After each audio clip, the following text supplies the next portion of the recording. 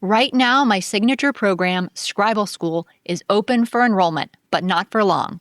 This is the robust program that will take you from knowing nothing or a little bit about hieroglyphs to reading the common text you're going to actually see in museums, online, and on trips to Egypt. And there's a very special bonus available right now for the first 25 people who sign up by Friday, May 15th. They'll get the special bonus Hieroglyph a Day planner. This planner is not available anywhere else. It's not sold separately. This is the only way to get it. So you'll want to check out all the details and grab your spot in Scribal School at scribalschool.com. So welcome today to the Ancient Egyptian Hieroglyphs Fast Track. It's 4 steps, 4 stages to reading in museums or on trips so that you can actually learn hieroglyphs without the overwhelm that often happens, as well as in less time, because everybody's short on time these days, right? Today, you're going to learn exactly what you must do to be able to read the most common hieroglyphic texts that you're going to see in places like museums or when you go on a trip to Egypt. But you'll also see these online, in books at home, and so forth. And you can read these hieroglyphic texts that excite you without having to necessarily go back to university and with the time you already have. So today you're going to learn the reason why learning hieroglyphs might have felt really overwhelming in the past for you, and perhaps even out of reach, and how to fix that. And you'll also learn these 4 simple shifts that I talked about in the title that you need to make to start being able to actually read ancient Egyptian texts in just a few weeks. And stay tuned to the end, because I will be opening my signature program that's been very popular, Scribal School. I've had hundreds of people go through it. And this is a program that will help you go from knowing very little about hieroglyphs, or a little bit, or maybe even none, to reading the most common things that you will see in museums and on trips to Egypt. And there's going to be a special bonus that's available just for the first 72 hours. So I'll be talking about that at the end, after we finish getting through all of the main sort of teaching content here. So before we start, I do recommend turning off devices, or at least, putting them on silent, to hopefully not distract you during this time, because this is a time to enjoy an interest that's just for you, your passion for ancient Egypt. And I'd love for you to allow yourself to really focus on that. You may also want to take notes. So you may want to grab a piece of paper and a pencil or pen, or perhaps if you like to use like a tablet or something like that for taking notes. Now, just a quick procedural. You'll notice that here on Zoom that we have, whether you're on mobile or desktop, there is a box that says chat. And then there is also a box that says Q&A. So the chat and Q&A both come to me, but the difference is, if you have a question that you want to make sure I will answer, you want to put that in the Q&A box. If you want to share anything else, like you want to let me know that something I'm talking about really resonates with you, like you've had that experience, or you're really excited about something in particular, that's a wonderful thing to share with me in the chat. So that's how we'll be using those 2 things. So if you have a question, again, that you want to make sure that I'm going to answer, I will have a Q&A session at the end. Then you pop that in the Q&A box.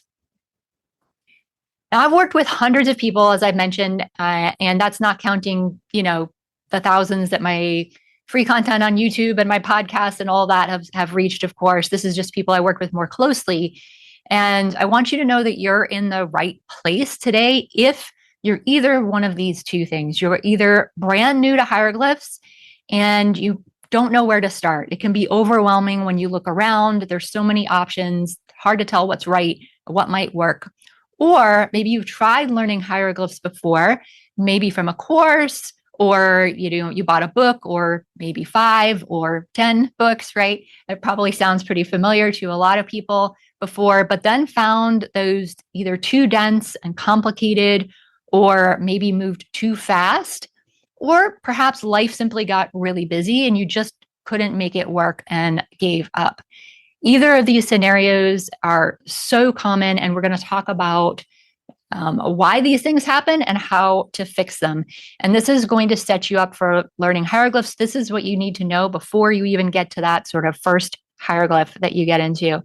And I see some agrees in the chat. Yeah, I imagine that probably many of you have had these experiences before. And if you have maybe tried to learn before, oftentimes this is where people get stuck, right? Is between learning some basic hieroglyphs, like you see on the left, some of these common signs that have one consonant sound to them, and then moving into actually reading the real texts from ancient Egypt, the kinds of stuff you're going to see in museums, such as this pendant and this coffin, or when you take a trip to Egypt, such as this scene from the tomb of Queen Nefertari, right? And this is where a lot of people get stuck, is this bridge of how do you go from just kind of like some of the really basic stuff to here, because it can be hard to make that connection and that leap. But at the end of the day, you really want to just fulfill your dream of being able to walk into a museum and walk up to the artifacts and read the hieroglyphs there on them, right? Just like my students have done.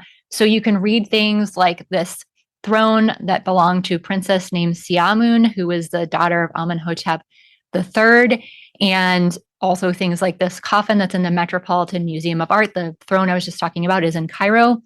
And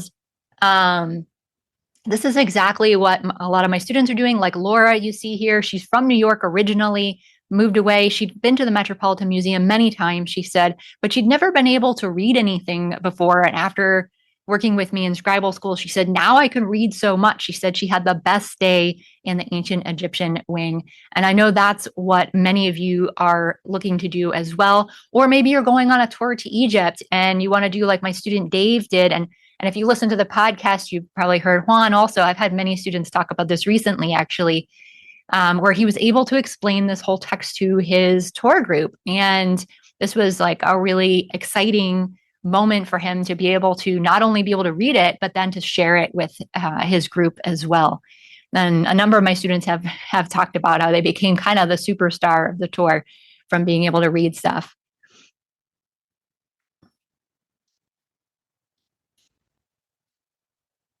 And I help my clients learn hieroglyphs like this all the time. I share these stories with you because I want you to be able to see what's possible, that this really is something that you can do and you don't necessarily have to like go back to university for it. These are all people who did this without doing that.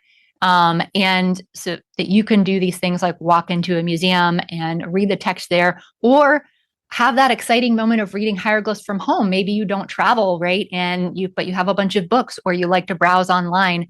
Many of my students love to do that as well. And these screenshots are just a handful of things that my students have shared. It's just the wins and breakthroughs that we do every day here. And because I've worked with so many people and seen what they struggle with and help them along, I can tell you why you aren't making the progress that you want with hieroglyphs. Are you ready for this one?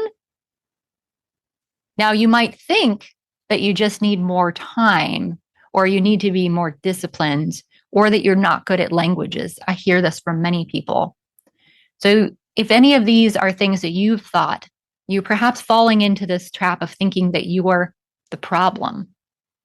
But really, it's actually that the traditional methods of teaching the language are broken. The traditional methods do not actually fit with how the human brain learns. They're not at all based on any kind of research into learning or pedagogy or anything like that. And they really don't line up with how our brains actually encode information, because what they do instead is they throw you in at the deep end without a life jacket or a raft or even really any idea of how to swim, right? Nothing. And the information is just piled on, not making any connections or taking any logical progressive steps forward that would help you actually encode the information in your brain and actually figure out what any of it really means, right?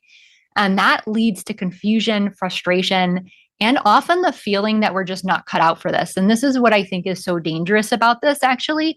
What I really dislike about the traditional methods is it makes people think that the problem is them, when it's really not the problem is them. The problem is the system. And perhaps you've been told these things before. I have heard people say this to others. I had fellow students of mine in grad school who were told, you need to be a genius to do this, right? So you might have been told that you need to be a genius, or that you need to put in tons of time and effort to learn all of the super nitty-gritty grammar details from a book or university course before you can go and actually read hieroglyphic texts. And I want you to know that if that didn't work for you, you are absolutely not alone. This is so common. The reality is that you just haven't been taught the right way. And I can tell you that this is not just for those outside of the academy. I have had many of my colleagues come tell me that this is exactly how they felt when they were learning in their courses, actually in graduate school, and where it felt totally lost. So it's not just a matter of because, you're not in a university or something like that. It's really this traditional way of doing things is really off the mark.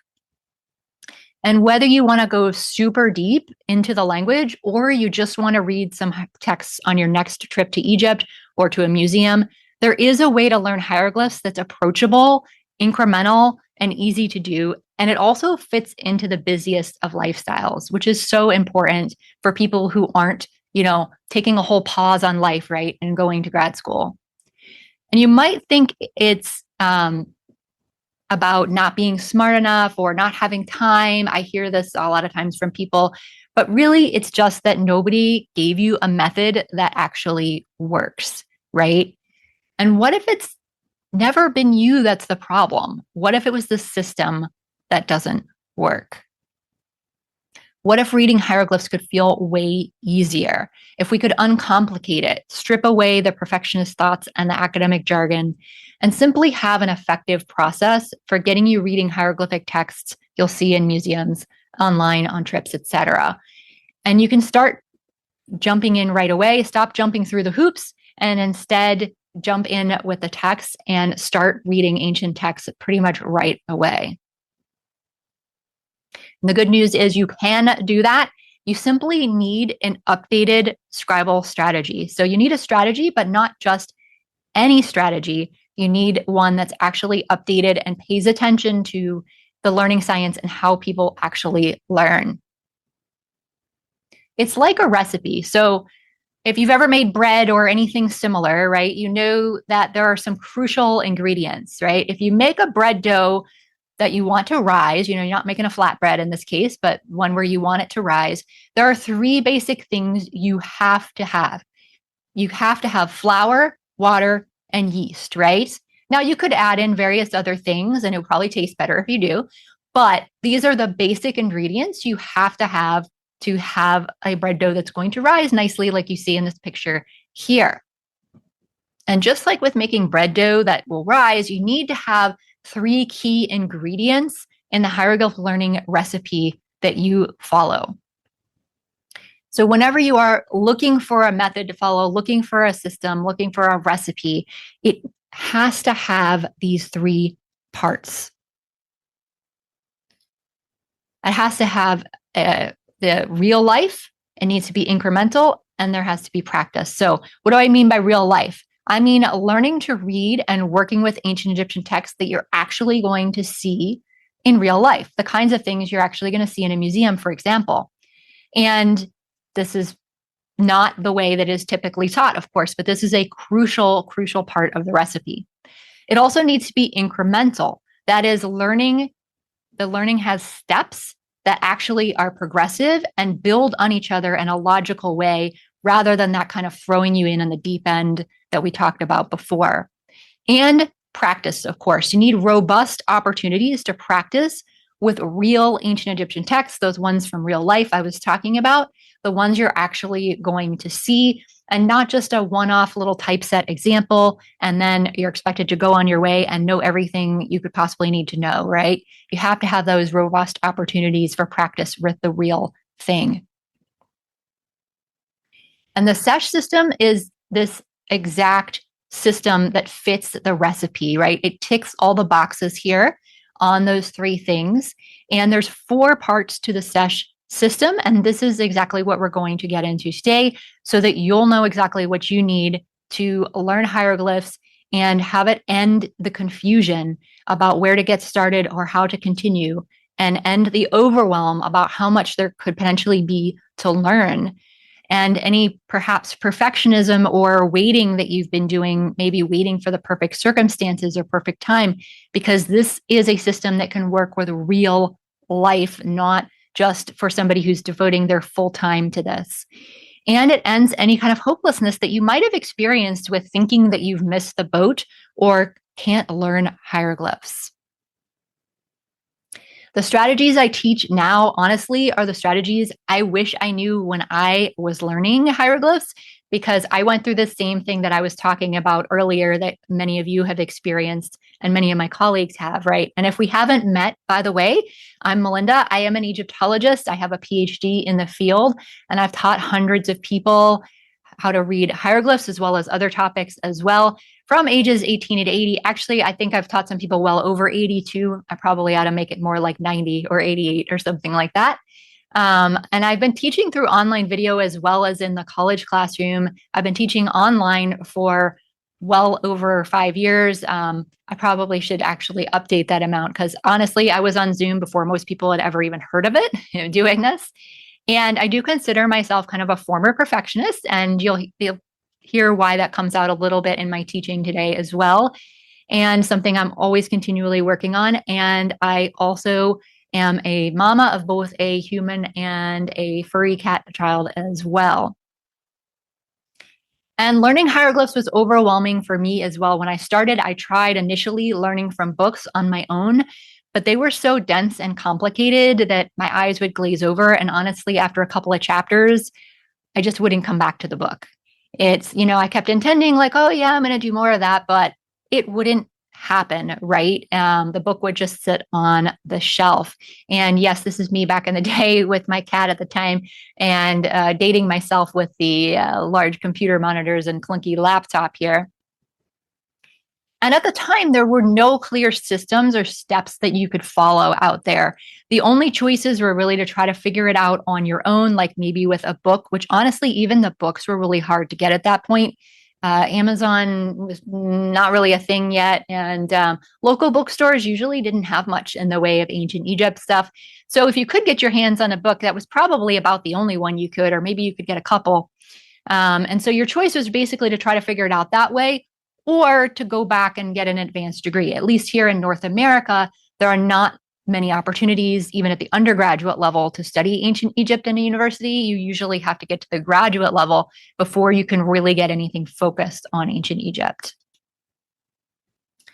So I hear in the chat that we have somebody who's 83. Well, you're in good company. I have definitely taught people in their 80s. So welcome. I'm so glad you're here.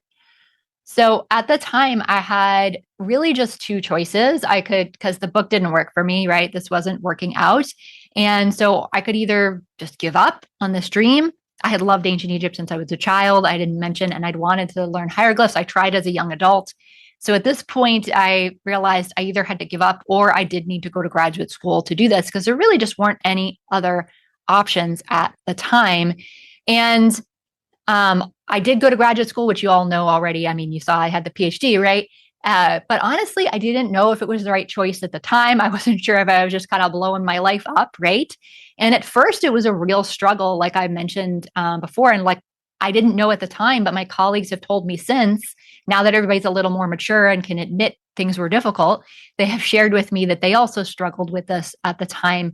And I really at first felt like I just really wasn't getting it until I got to the stage where I was working on my own research. I'd finished my coursework really and moved into my own research and moved into reading texts that were related to my research, which happened to be also the kinds of things you're going to see in museums, such as this stela on the left side here.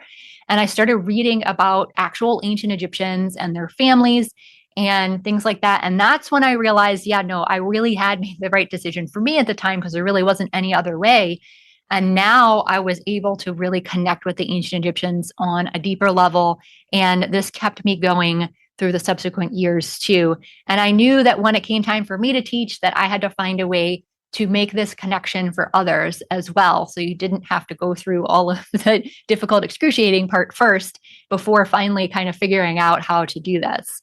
And this is why I'm so excited to be able to offer something that's so accessible. So you don't have to rearrange your whole life in order to feel the joy and wonder of this ancient culture. Because I know how frustrating it is to try and go it alone with the complex books and stuff. And in fact, I know the problem so well that I have actually made an entire business around solving this problem because I got so tired of seeing how many people were stuck with this and seeing this wonderful language and writing system that you deserve to know really being inaccessible. And when you know exactly what to do. This helps so much. And luckily, there are these other options today to help you with that. Because when you know exactly how and what to study to make the most progress, you will create momentum as a scribe and be reading real Egyptian texts. And momentum doesn't come from waiting, right? You might be thinking, I got to wait until it's a better time, but it doesn't come from waiting or from studying every once in a while. That's kind of like, wanting to run a marathon, but you only jog once every 2 months or something like that, or you only practice guitar once every month or two, that sort of thing, right?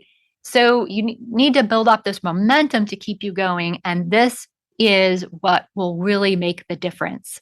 And momentum also doesn't come from those dense books or from randomly surfing the internet and YouTube. And I know, or even AI nowadays. And I know, trust me, I love YouTube videos as much as the next person. I have a YouTube channel, which many of you have probably seen, right? And that could have a place, but it only gets you so far, right? And if you want to keep going and keep up that momentum, there's a much better way to do this, because otherwise you're just like drinking from the metaphorical fire hose, right? There's so much out there and it's not in any like real order for you to follow. It just becomes overwhelming and you kind of get stuck at a point. But momentum does come from following a strategy and a plan that works and will actually get you real results.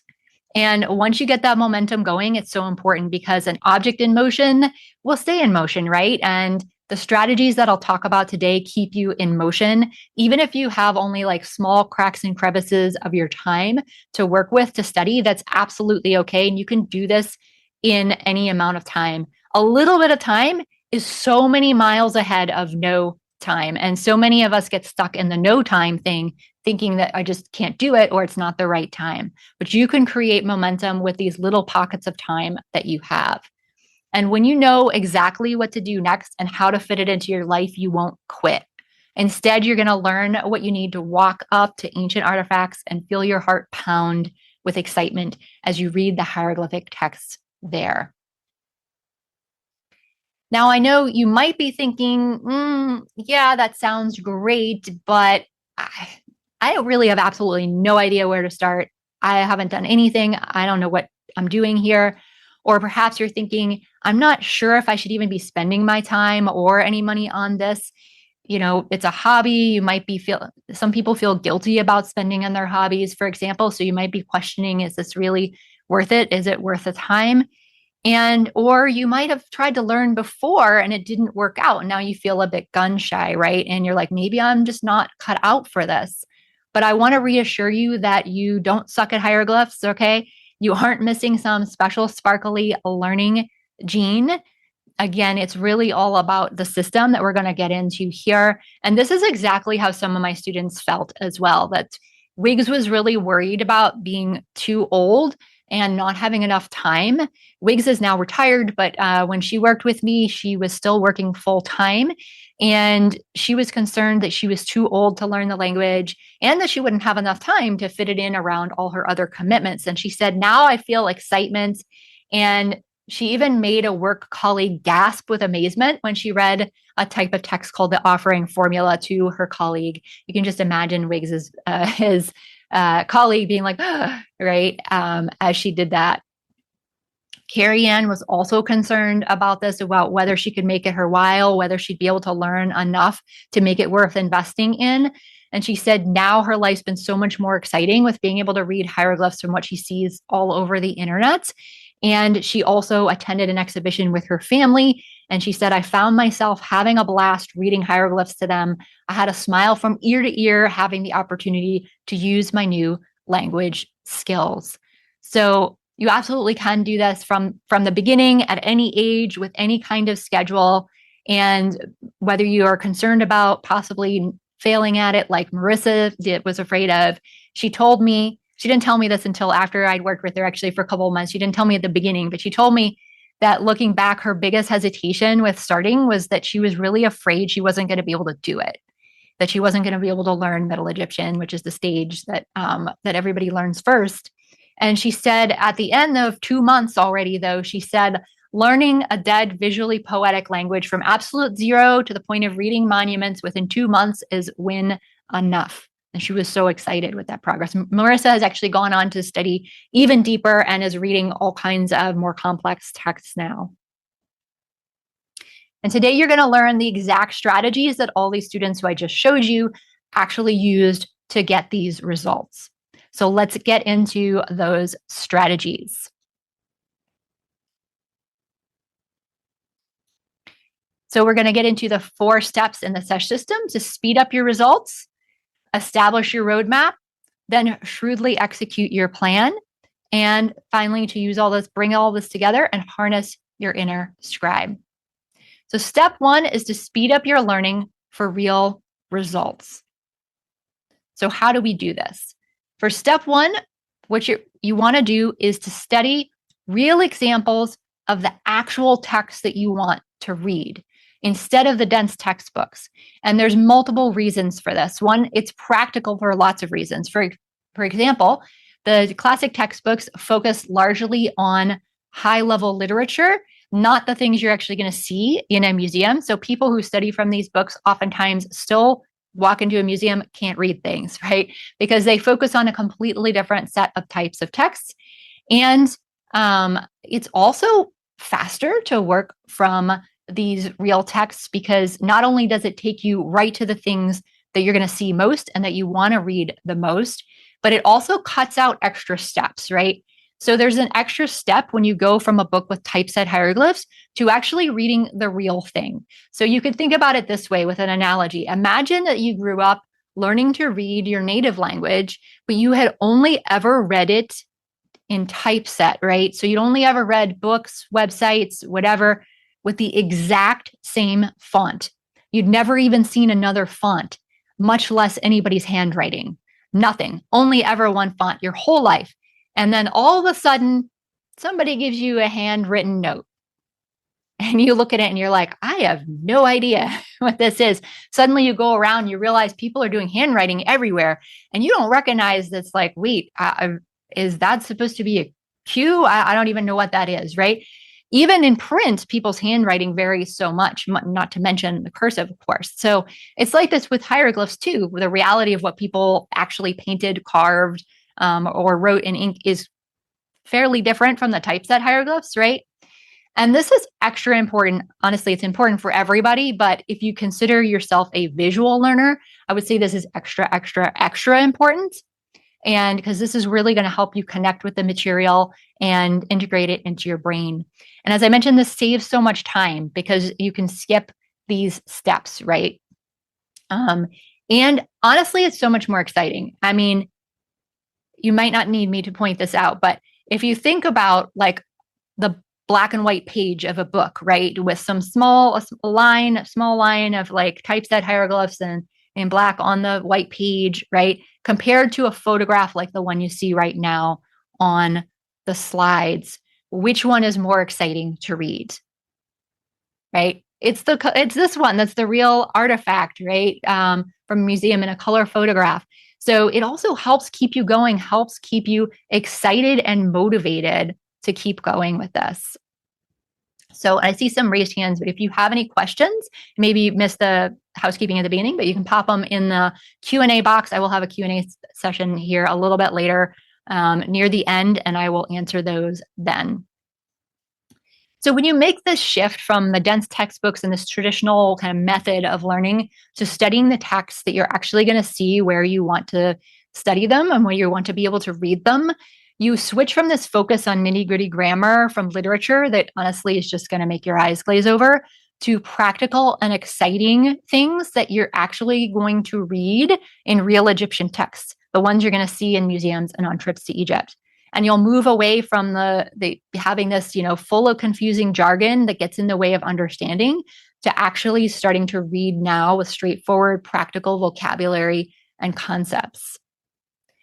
And You'll move away from some stuff that honestly just makes it take longer to learn. It's not just that it's harder, it makes it take longer as well, to something that works much faster, cutting out the extra step of learning to read the original texts and really focusing in on the specific things that you need rather than trying to learn every possible little thing all over the place, right?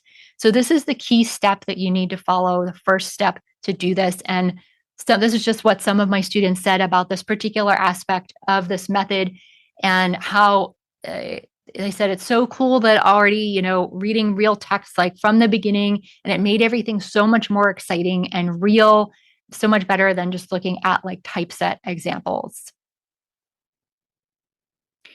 So now that we know sort of generally what to focus on, right, what to study, then of course we want to know more detailed of like, what exactly are we going to study? What are those things that we're going to see when we go into a museum or when we visit Egypt, right? What's on this roadmap that we should learn? So we're going to get into step 2 here, which is establishing your roadmap. So you'll know exactly what it is to learn to be able to read the text that you're going to see in these places. So the roadmap has essentially 4 stages, and you're going to start in stage 1. This is where you're going to learn the basics. So if you're starting out from the beginning, you're going to start with learning the basics of how the signs work and how you put them together to make words, and then how to start making real phrases, both and practicing some writing as well as reading them at this early stage. So you can start to read some basic texts like the one in the picture for number 1. The second phase is where you're going to learn what you need to be able to walk up to ancient artifacts and read the pharaoh's titulary, that is his titles and names and so forth, as well as what often is called the offering prayer, or sometimes called the offering formula.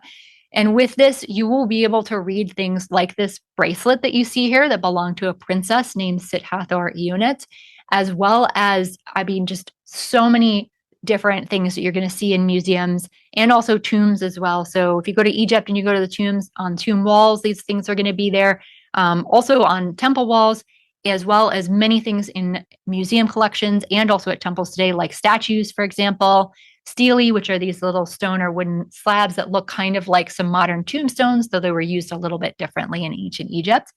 And also things like jewelry like this, right? So lots of different objects. And this is why it's so valuable to get into these already in phase 2, because you are going to see these things everywhere. These are the absolute most common things you will encounter. And that's why I have them here in phase 2. Now in phase 3 is to go deeper and get to know ancient Egyptians and their families at a deeper level. This is something that honestly, every method I've looked at out there pretty much skips. Even the traditional ones, as well as any newer ones. And I think it's a real shame, because this is a focus on ancient Egyptians, their names, their family members. So for example, you see King Amenhotep III here with his mother, and you want to be able to read texts like this one, as well as many others. These also occur on all of the objects I was just talking about. And it's because the ancient Egyptians themselves prized these things so much. These were of a top priority for them. They feared their name being removed from things. So you might have seen pictures, for example, where certain rulers or individuals' names were removed from things as a kind of retaliation with them, right? And this was a big fear, to have it removed either for that reason or because somebody wanted to reuse your tomb, for example, because these were so important and they took up so much real estate on their artifacts with it. And these artifacts were extremely expensive to manufacture. So anything they put on them, was of utmost importance to them. So this phase 3 and getting into these things that pretty much everybody else skips is going to take you to that much deeper level, open a door that would not normally be open to you, to the priorities of the ancient Egyptians and what they really cared about. Then in phase 4, you're going to get into learning to read a variety of things you'll especially see in Egyptian temples. You will see these in other places actually too, such as in tombs, and oftentimes in objects you'll see in museums as well, such as the stelae I was talking about before. But especially this is going to help with really common tomb scenes like the one that you see in phase 4 here, so that you can walk up to temple walls and essentially kind of like talk with the gods and about the past, right? This is going to tell you, you're going to be able to read captions that tell you what's going on here in these scenes and read speeches by the gods as well as by others as well, who are talking about basically what they have done. And this is going to open up this final sort of huge amount of text that you encounter. And when you put these 4 phases together, you'll be able to read the most common things that you see like pretty much everywhere, whether it's when you go to a museum, when you're on a trip to Egypt, or when you're browsing the internet from home, or maybe reading a book about a particular topic for ancient Egypt, or maybe you have a nice glossy coffee table book with beautiful pictures. You're likely to be able to read a lot of the things in there as well when you study in this particular kind of phased method that follows this roadmap. And when you switch from the textbook order or studying randomly, which can also be problematic, to following the roadmap, you move away from feeling like there's a bunch of random facts rattling around in your head to actually building on prior knowledge in a logical way and fitting it together like a puzzle. So these 4 phases are intentional. They're not just about like, oh, these are the 4 things you need to know, but I'm talking about you want to learn them in this order too, because they build on each other as you go and fit together like puzzle pieces, rather than feeling like you just kind of like trying to learn this one thing over here and then this other thing over off on the other side and so forth. It all builds on itself. And so you can move away from feeling like you're drinking from a fire hose and instead be led in a step-by-step manner, making it easier to learn. And go from, not really recognizing too much when you go to a museum.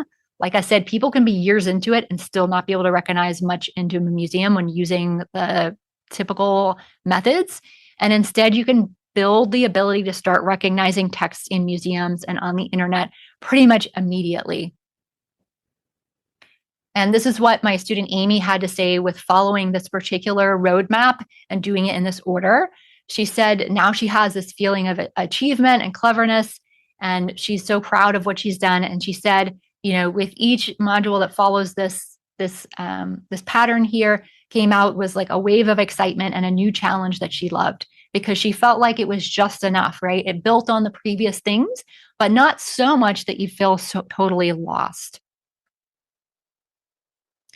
And this can get you fast results too, like my student Shannon here, who you'll see again a little bit later because he has some fun stories here. But he said that this teaching style is well suited to adult learning because it makes things easy to learn. And Shannon's one of my many students from halfway around the globe away from me in Australia. And this is what a couple of my other students said before too, is also said that Julie said this is a best possible way to learn the language, because the way that I do it gradually gives you the information in a method that builds on previous lessons. So again, this is following this roadmap that I just showed you. This is exactly what Julie did. So step 3, now that we have the roadmap, is how to shrewdly execute your plan on your time, right? Because we need a plan that actually works with real life and also is going to get you the most results.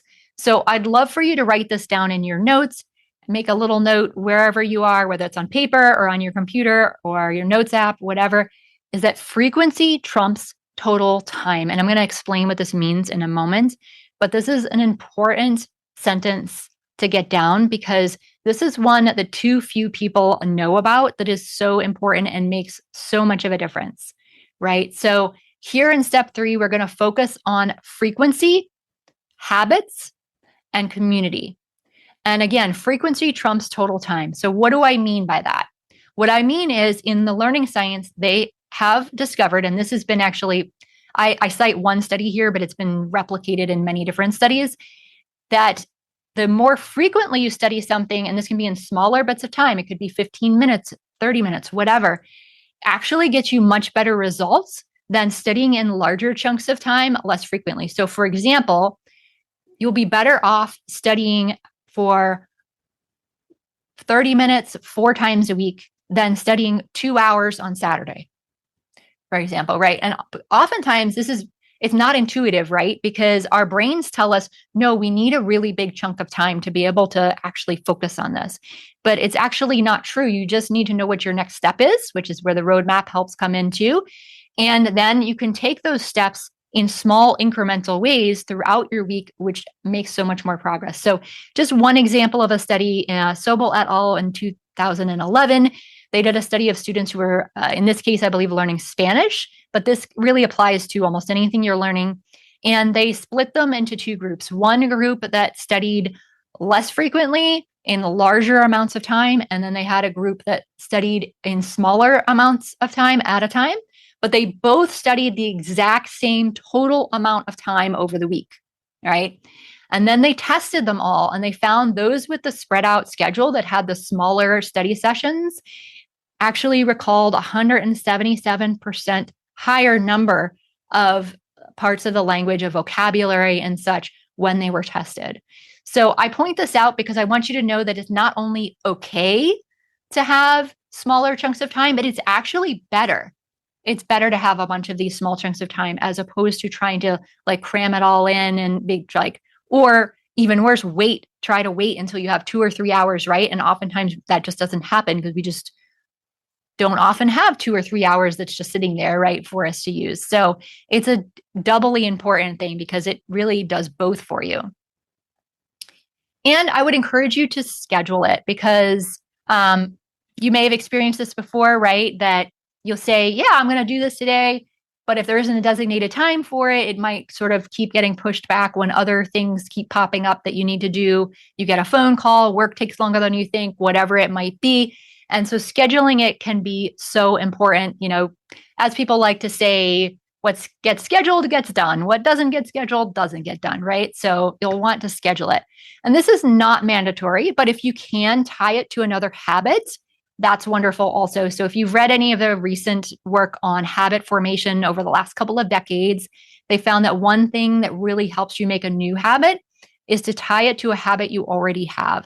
So for example, some of my students, what they like to do, I have at least a couple of them who do this specific routine where they get up in the morning, they pour their cup of coffee, and they sit down at their table with their coffee and their hieroglyphs, and they study for whatever it is, 20 minutes, 30 minutes that they have while they drink their coffee. And that's their habit, their routine. And they don't forget it or it doesn't slide. I mean, unless obviously if they like have the flu or something, it might be different. But on a normal day, it happens as just a regular everyday thing because it's already tied with a habit they do. They're not going to skip their coffee, right? So they already have that scheduled in. Other students of mine have done things like they do it during a lunch break at work.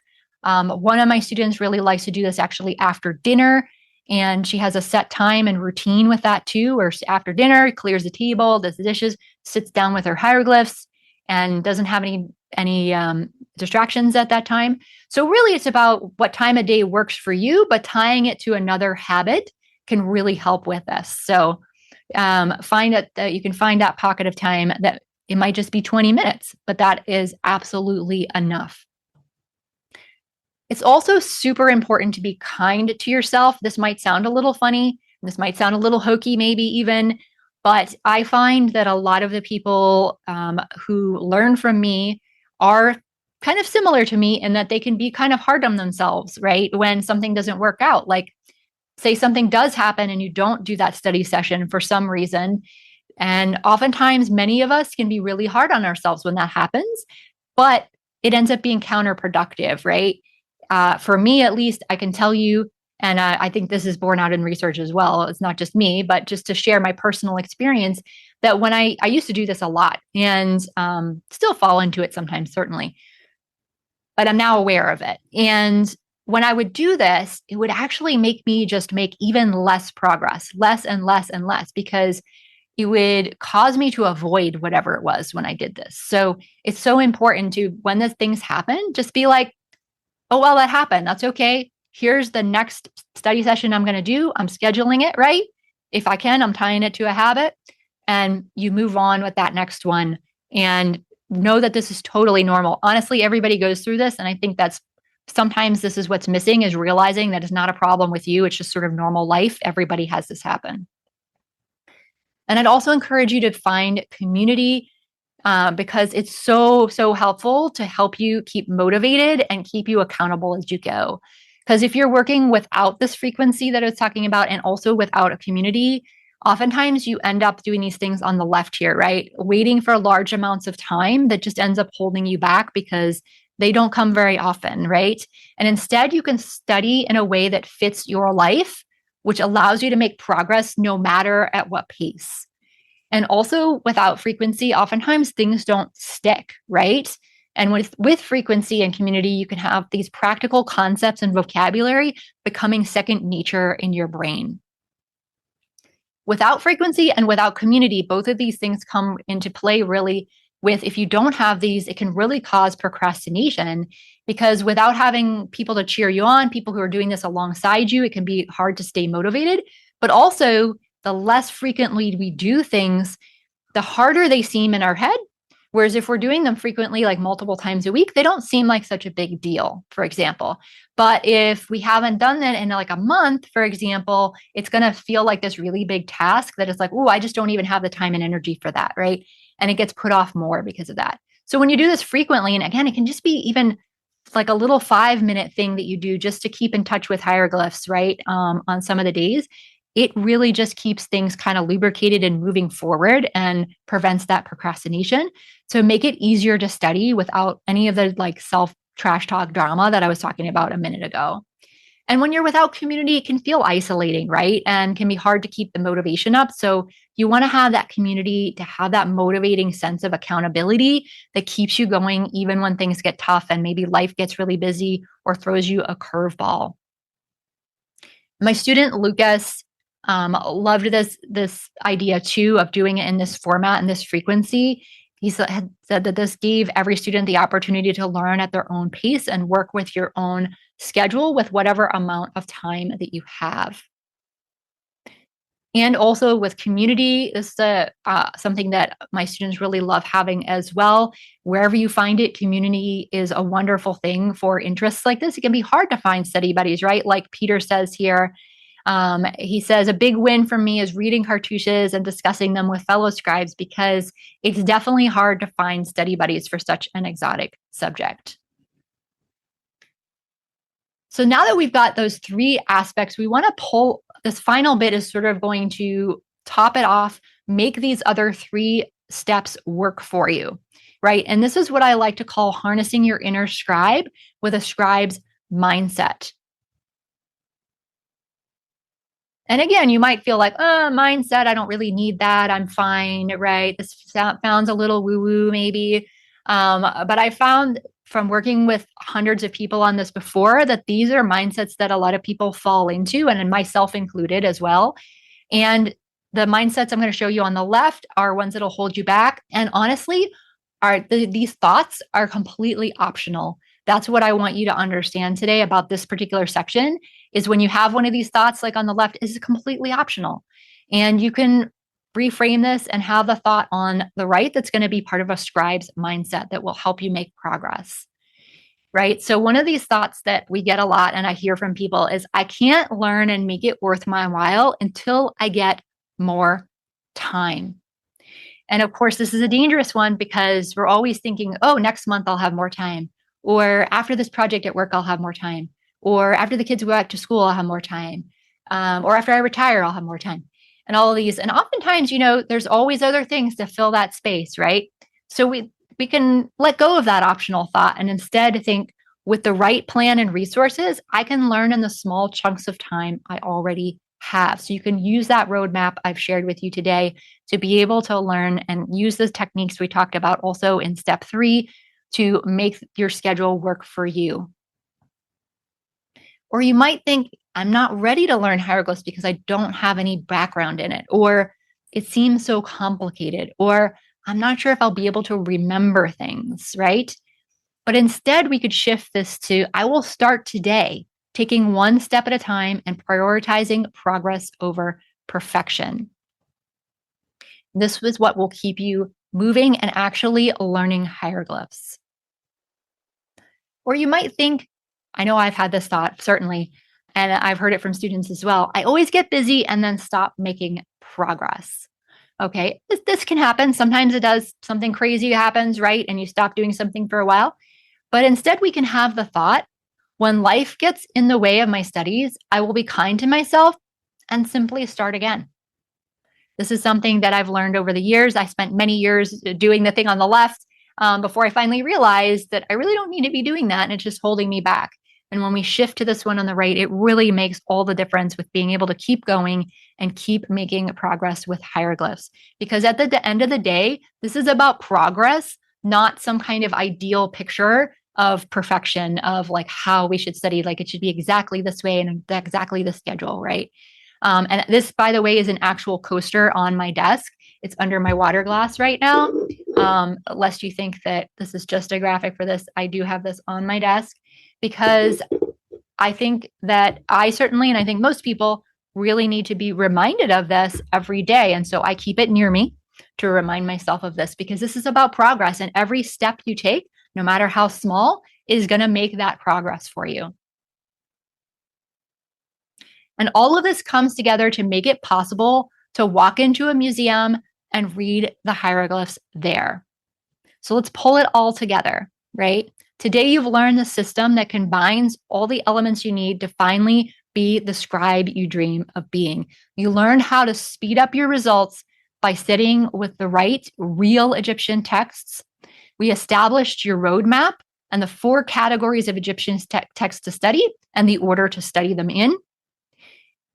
And we talked about how to shrewdly execute your plan with a community to support you and a plan that fits your life, real life and schedule that not only fits it, but also gets you faster, deeper results as well. And we talked about how to harness a scribe's mindset to create and keep that momentum up so that you won't quit and you'll keep making progress with hieroglyphs so that you can have those exciting moments of walking up to artifacts and reading the hieroglyphs on them there.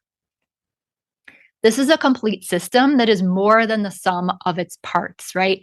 When you bring all of these together as a system, they make it possible to learn hieroglyphs without a ton of time or overwhelm.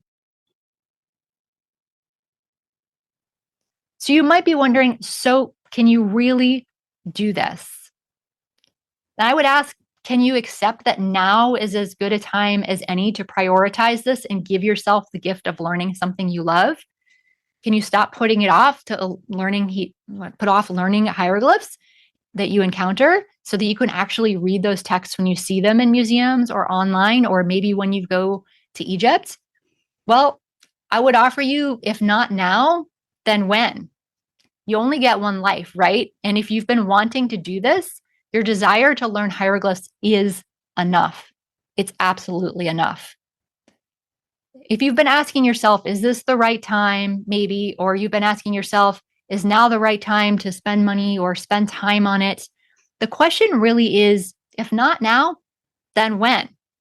I know it's tempting to think like, when I'm an empty nester, or when my kids are older, or when I'm out of college, or when I'm done with this really big work project, or after I move to this other place, whatever life thing it might be for you. But what if you never do it? You could keep hanging on to the same excuses for the rest of your life, right? Or you could simply decide that you deserve to give yourself this gift right now. And the truth of the matter is that what I've seen in my clients is that there's never been an absolutely perfect time, right? You can do this with any kind of life. Some of my students have all kinds of situations, health conditions, moves, extremely demanding careers and kids, all kinds of things. The perfect time, there is no perfect time really, other than when you decide that you deserve to go deeper into this. That's when it's the perfect time. And yes, you really can do this. I'm a traditionally trained Egyptologist turned innovative hieroglyphs teacher, and I've taught hundreds of Egyptophiles of all ages from all over the world, and I've shared with you today the methods that they've used to be successful. And I can teach you how to walk into a museum and walk up to the ancient artifacts and read the hieroglyphs on them there too. You just need each piece of this system, right? You need to learn what the text you actually want to read. You have to have the practice we talked about in the recipe and the step-by-step system on the roadmap, right? And not rather than a hodgepodge of resources. And you need a community to help stay accountable, get unstuck, and keep you on track. And that's why I would love to invite you to join us in my program, Scribal School, which is opening for enrollment right now. You're the first to hear about this. Scribal School is my straightforward, signature, in-depth program that gives you all the tools and strategies and lessons for learning to read the most common Egyptian hieroglyphic text that you'll see in museums, on social media or museum sites online, and on your next trip to Egypt.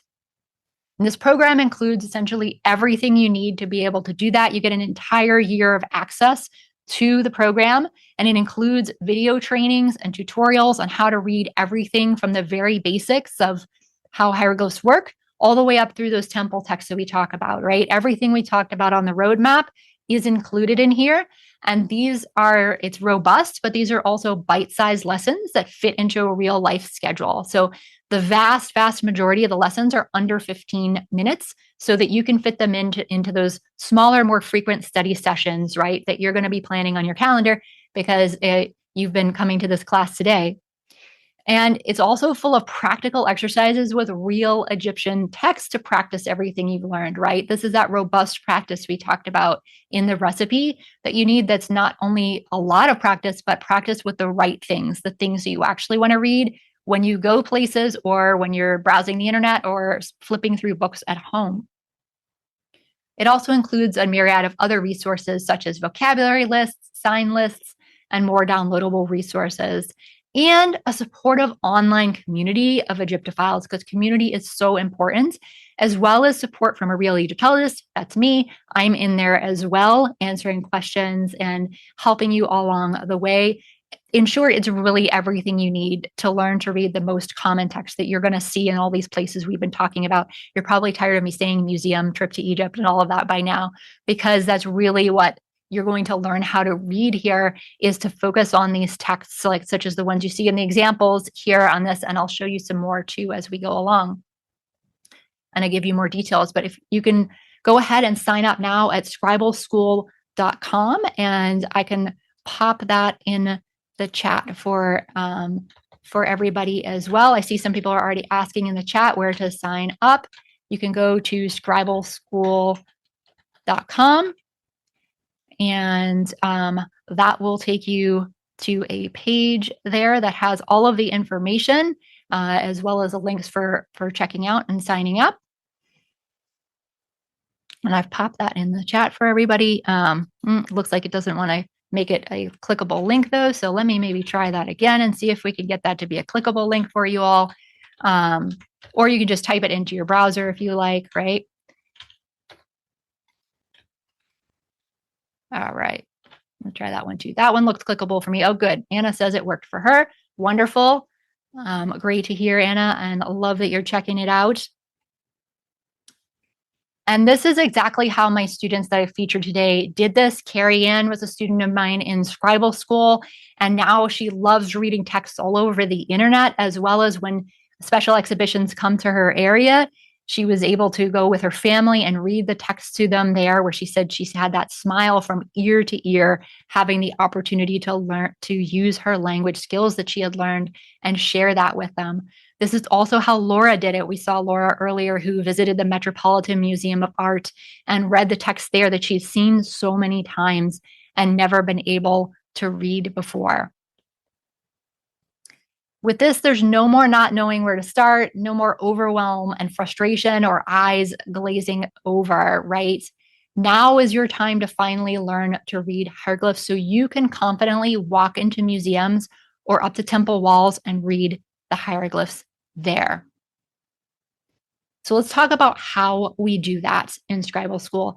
So everything in this program is there very intentionally, and it is built around everything we talked about in the S.E.H system, right? So with Scribal School, you don't have to worry about trying to piece together everything. This is a complete learning system that has everything contained in it. You don't need any outside books or anything. It has everything you need in it. And you've seen lots of success stories today. And there are even more over on scribalschool.com if you want to check that out. I didn't want to put too many in here for you and overwhelmed, but if you want to read more of them, you can go to scribalschool.com and read more of them there. And that's not random that there are so many, right? It's not really because I'm the world's best professor or anything. I'm not going to claim that.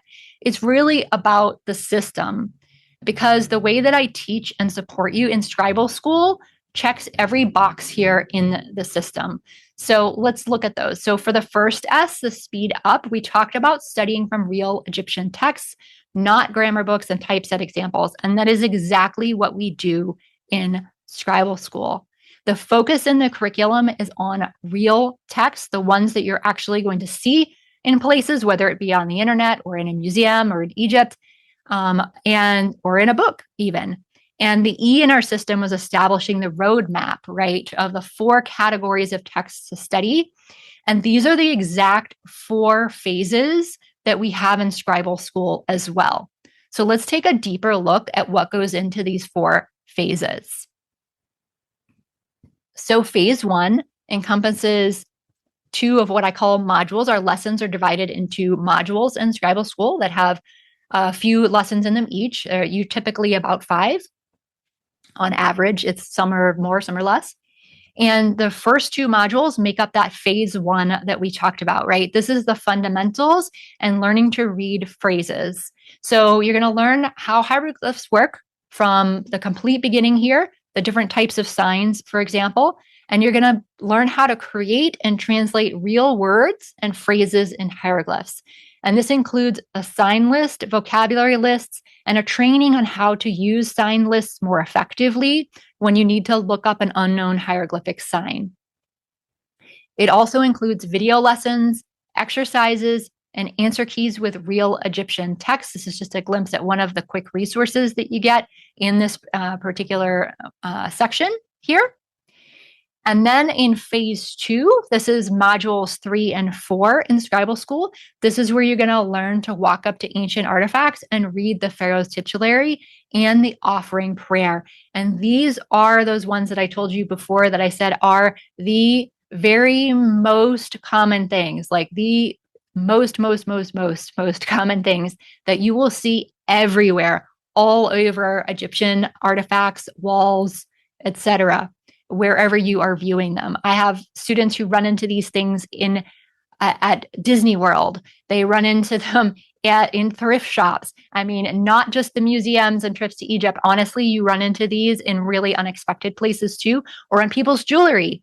One of my students recently had this experience of running into somebody wearing a cartouche and read it for them, right? So you can run into these things all the time, all over the place.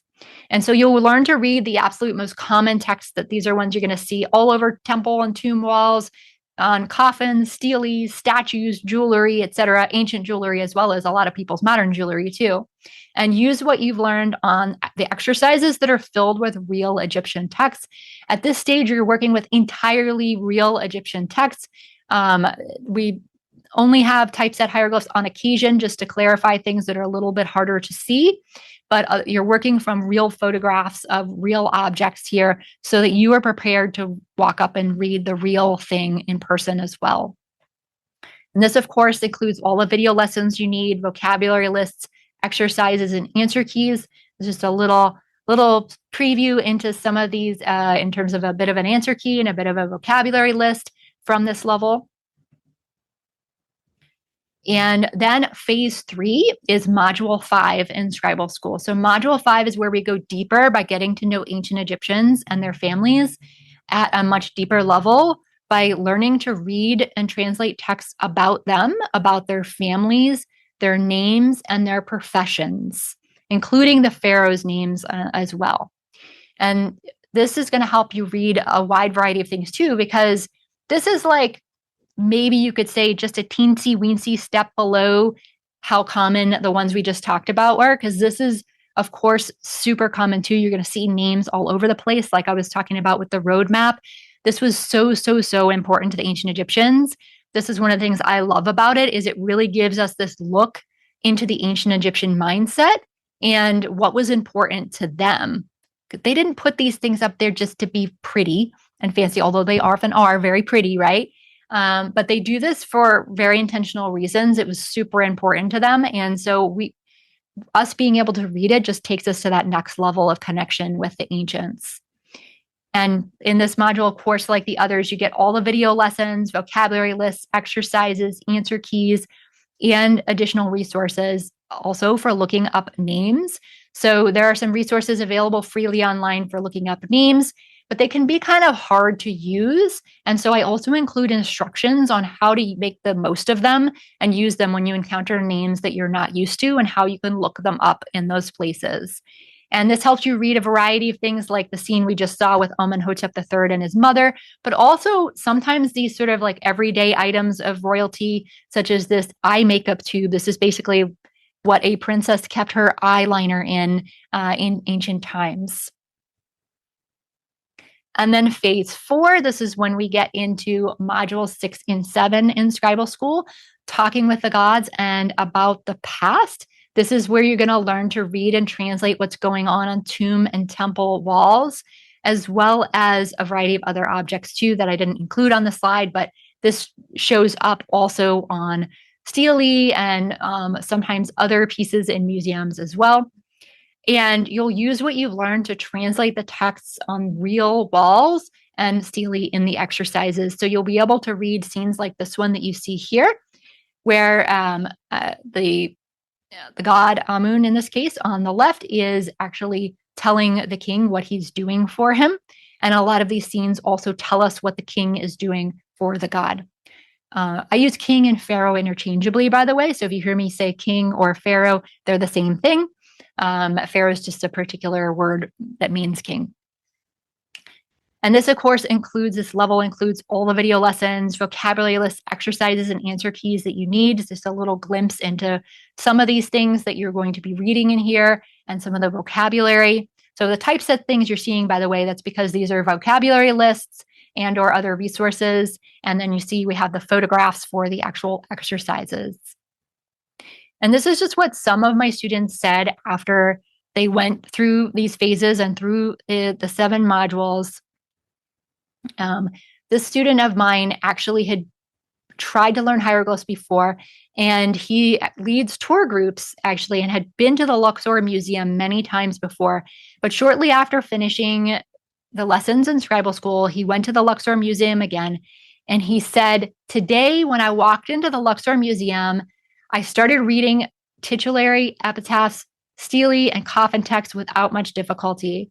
I've been to the Luxor Museum dozens of times, leading tours through there, but until now, I've only been able to identify some basic signs. What previously seemed so complex and out of reach was finally decipherable. Words can't begin to describe the feeling to walk into the cachette room in the museum in Luxor and flawlessly read text inscribed on the Hathor statue like it was a newspaper. I surprised myself, and I have Scribal School to thank."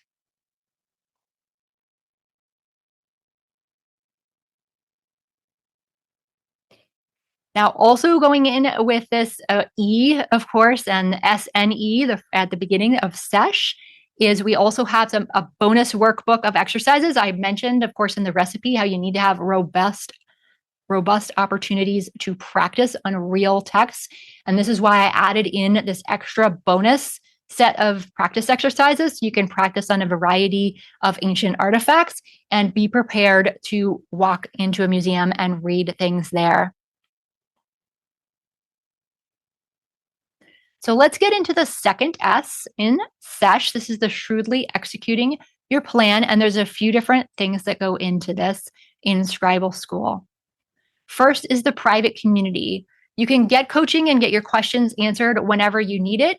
Our private community is available. It's just for people in Scribal School, and it'll keep you moving forward and help you connect with fellow Egyptophiles. So you have that community aspect as well as expert support to make sure that you never get stuck, right? So you get stuck on something, you've got questions, you can always ask and get unstuck and keep moving forward, as well as make connections with Egyptophiles who really do love this stuff as much as you do. And I know it can be so hard to find people like that.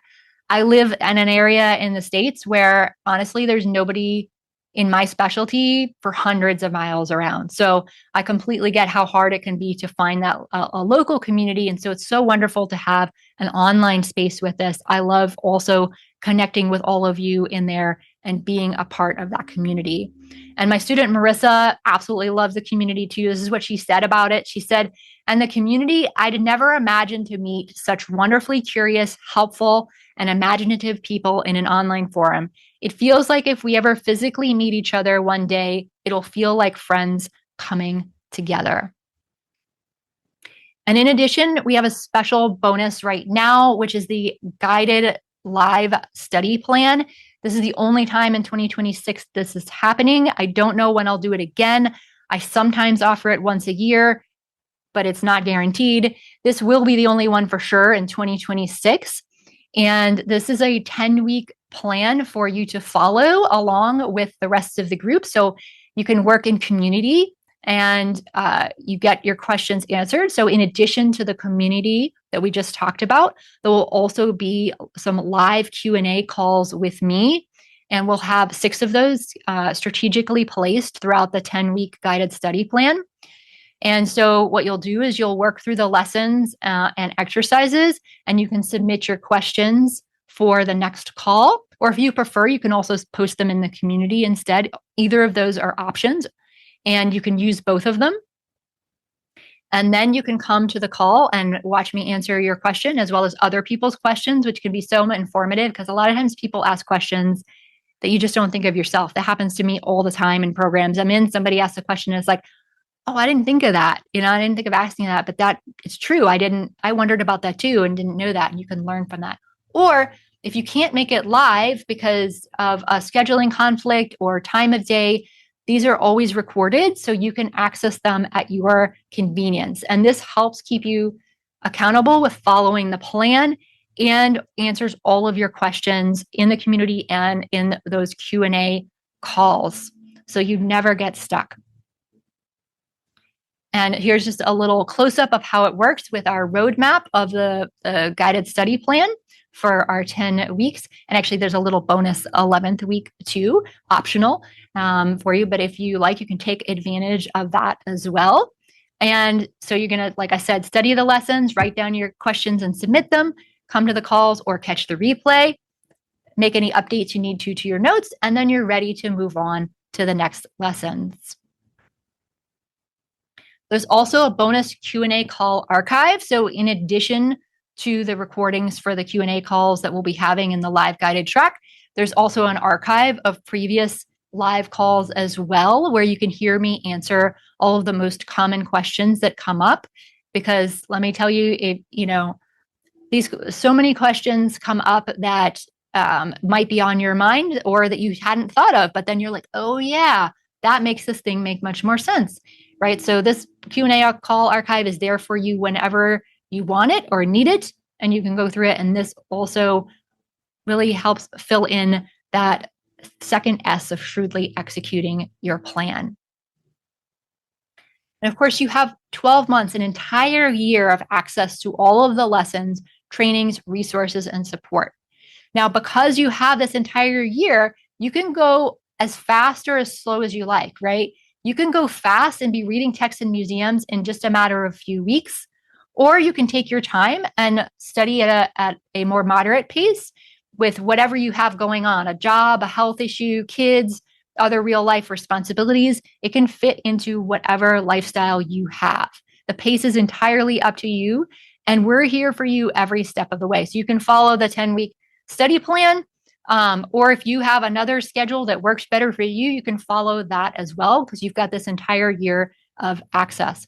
Or if you go through the 10 weeks and then you want to come back and go through things again, you can do that as well because you've got all of that time. You can think of Scribal School as like an expert-led study group or scriptorium, right? It's a place to sit down, pick up your tools, and train alongside others. So over time, this ancient language becomes second nature. So I'd love for you to join us and commit to your passion and learning what you love. With Scribal School, you'll have a place to learn, practice, and get all the support that you need to learn to read hieroglyphs.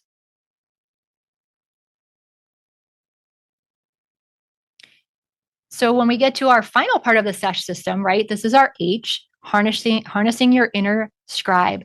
So there's a couple of things that come into this, right, with the scribe's mindset. So this is really in why the community is also extra important here, because the community, as well as the expert support from me, can help you with keeping up this motivation and realizing maybe when you might be slipping into a different mindset, and instead keep you in that scribe's mindset so you can keep up that momentum and keep your studies going, and also to answer, of course, all your questions so you never get stuck and keep up that momentum. So just as a reminder, you get 12 months of access to everything we've been talking about, the video trainings and tutorials, exercises with the real text and the answer keys to go with them, vocabulary lists, sign lists, other downloadable resources, the support of online community with other Egyptophiles, people who love ancient Egypt, as well as me. It's everything you need to learn hieroglyphs. And this is a special bonus I mentioned at the beginning. We have an extra special bonus. Never done this before. This is brand new. If you sign up in the first 72 hours and you're one of the first 25 people, this one's limited because of the nature of it to the first 25 people as well. But the first 25 people who sign up by Friday, which is May 15th, and we're counting that as Eastern time. So before midnight strikes Eastern time on a Friday, you will get the new Hieroglyph a Day planner. You can hold the power and beauty of hieroglyphs in your hands with this brand new physical daily planner with a new hieroglyph to practice every day. So in addition, it's not only the practice every day, but you can save hours per week with science-backed strategies, because this planner also includes my methods for setting yourself up for success. So I talked a little bit about those here, but there's only so much I can fit into a 90-minute class, of course. But this walks you through setting up your study schedule in a way that actually fits with your real life. And this is something I've only taught in a couple of bonus workshops before and in my higher level programs, and hasn't been available elsewhere before. But I am including this in the planner so you can work through it in the planner and set up a plan that will work for you and that's going to be the most efficient and get you the most results for your study time.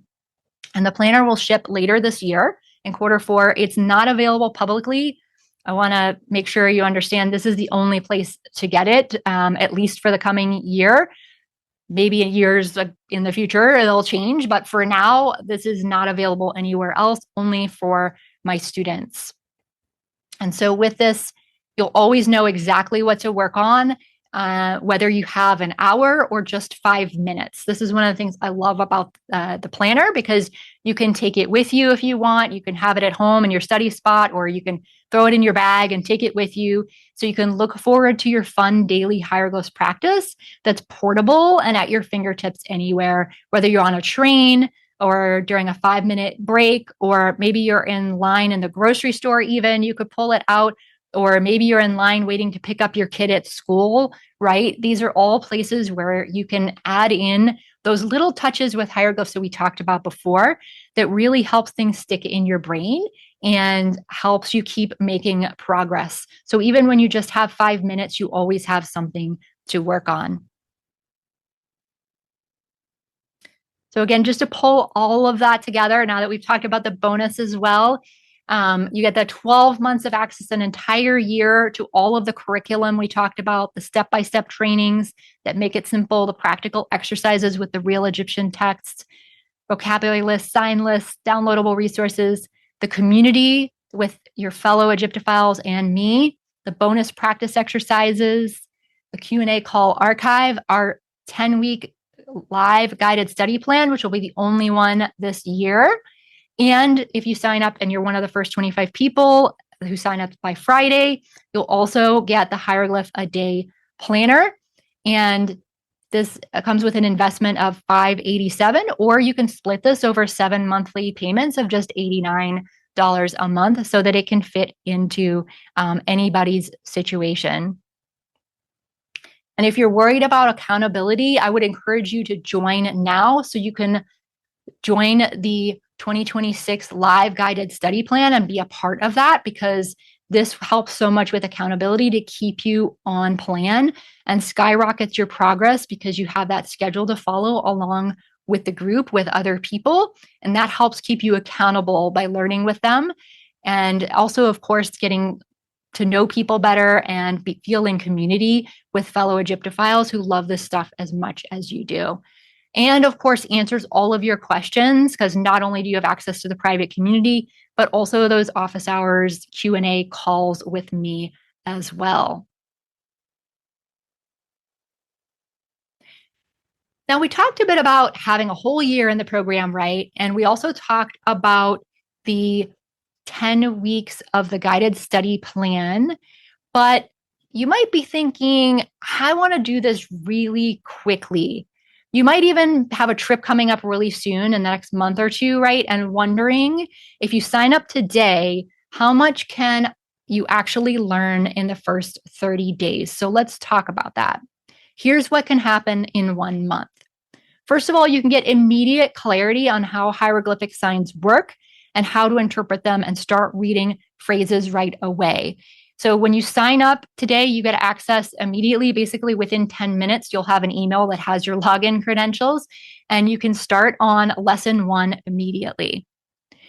And within the first 2 weeks already, you can start reading real Egyptian texts, not just typeset examples, including this bracelet that belonged to Princess Sithathor Unit that you see on the right here, as well as other similar items with Pharaoh's titularies and name and so forth, already in just the first couple of weeks. And within the 30 days, you can also learn to read some other of the absolute most common texts you're going to see in museums, online, and on trips to Egypt, including the Pharaoh's titles and titulary, like we talked about, on everything from statues to jewelry and temple walls, and also the offering prayers that we talked about in the roadmap and before, also on tomb walls, statues, stelae, and coffins. And this is actually exactly what my student Shannon did. We saw Shannon briefly before talking about the method that builds on itself and how he can access things from Australia. So he's from Australia, but he happened to have a business trip to London coming up when we started working together. And I think it was about 3 weeks, 2 to 3 weeks into working together when he had this trip coming up. And he told me later, he said, the thing that amazed me the most was that I could visit 2 great Egyptian collections in London and read some of the stelae on display there. So he went to the British Museum and the Petrie Museum and had an amazing time already in less than 30 days. He was able to do that. So I would love for you to join us today and have this experience too, and be able to feel that thrill as you walk into a museum and up to objects.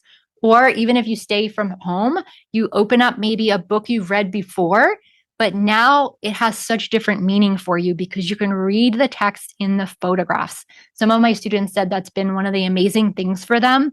They love jewelry or other beautiful items from ancient Egypt, and they have books on it, but they had never been able to read the texts on them before, and now they can do that. And it opens up this whole new level of connection with ancient Egypt and understanding.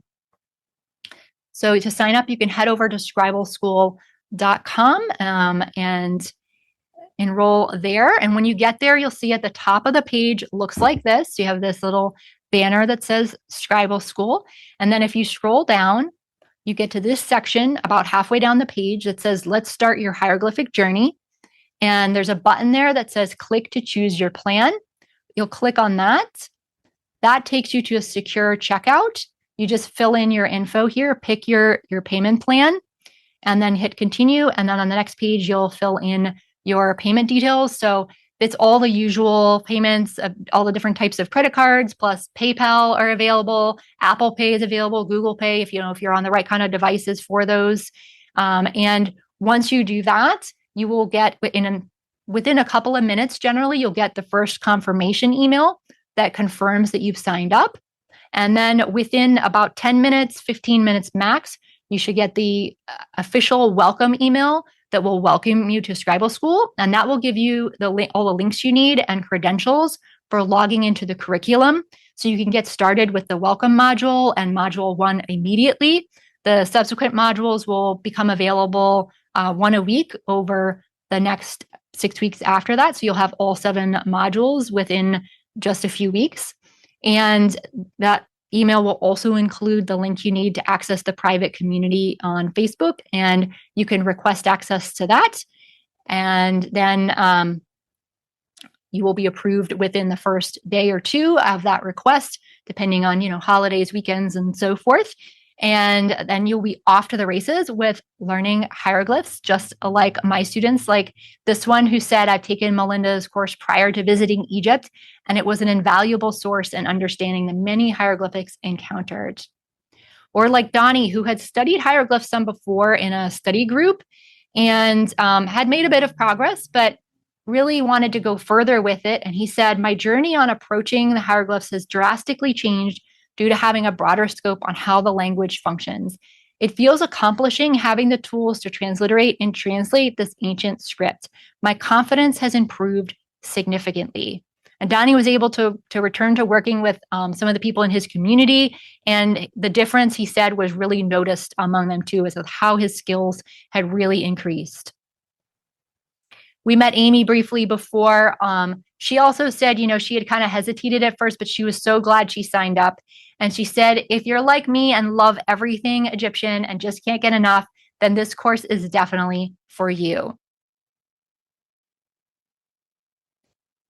And I always love Lucas's story because I always feel like I want to be Lucas at parties too.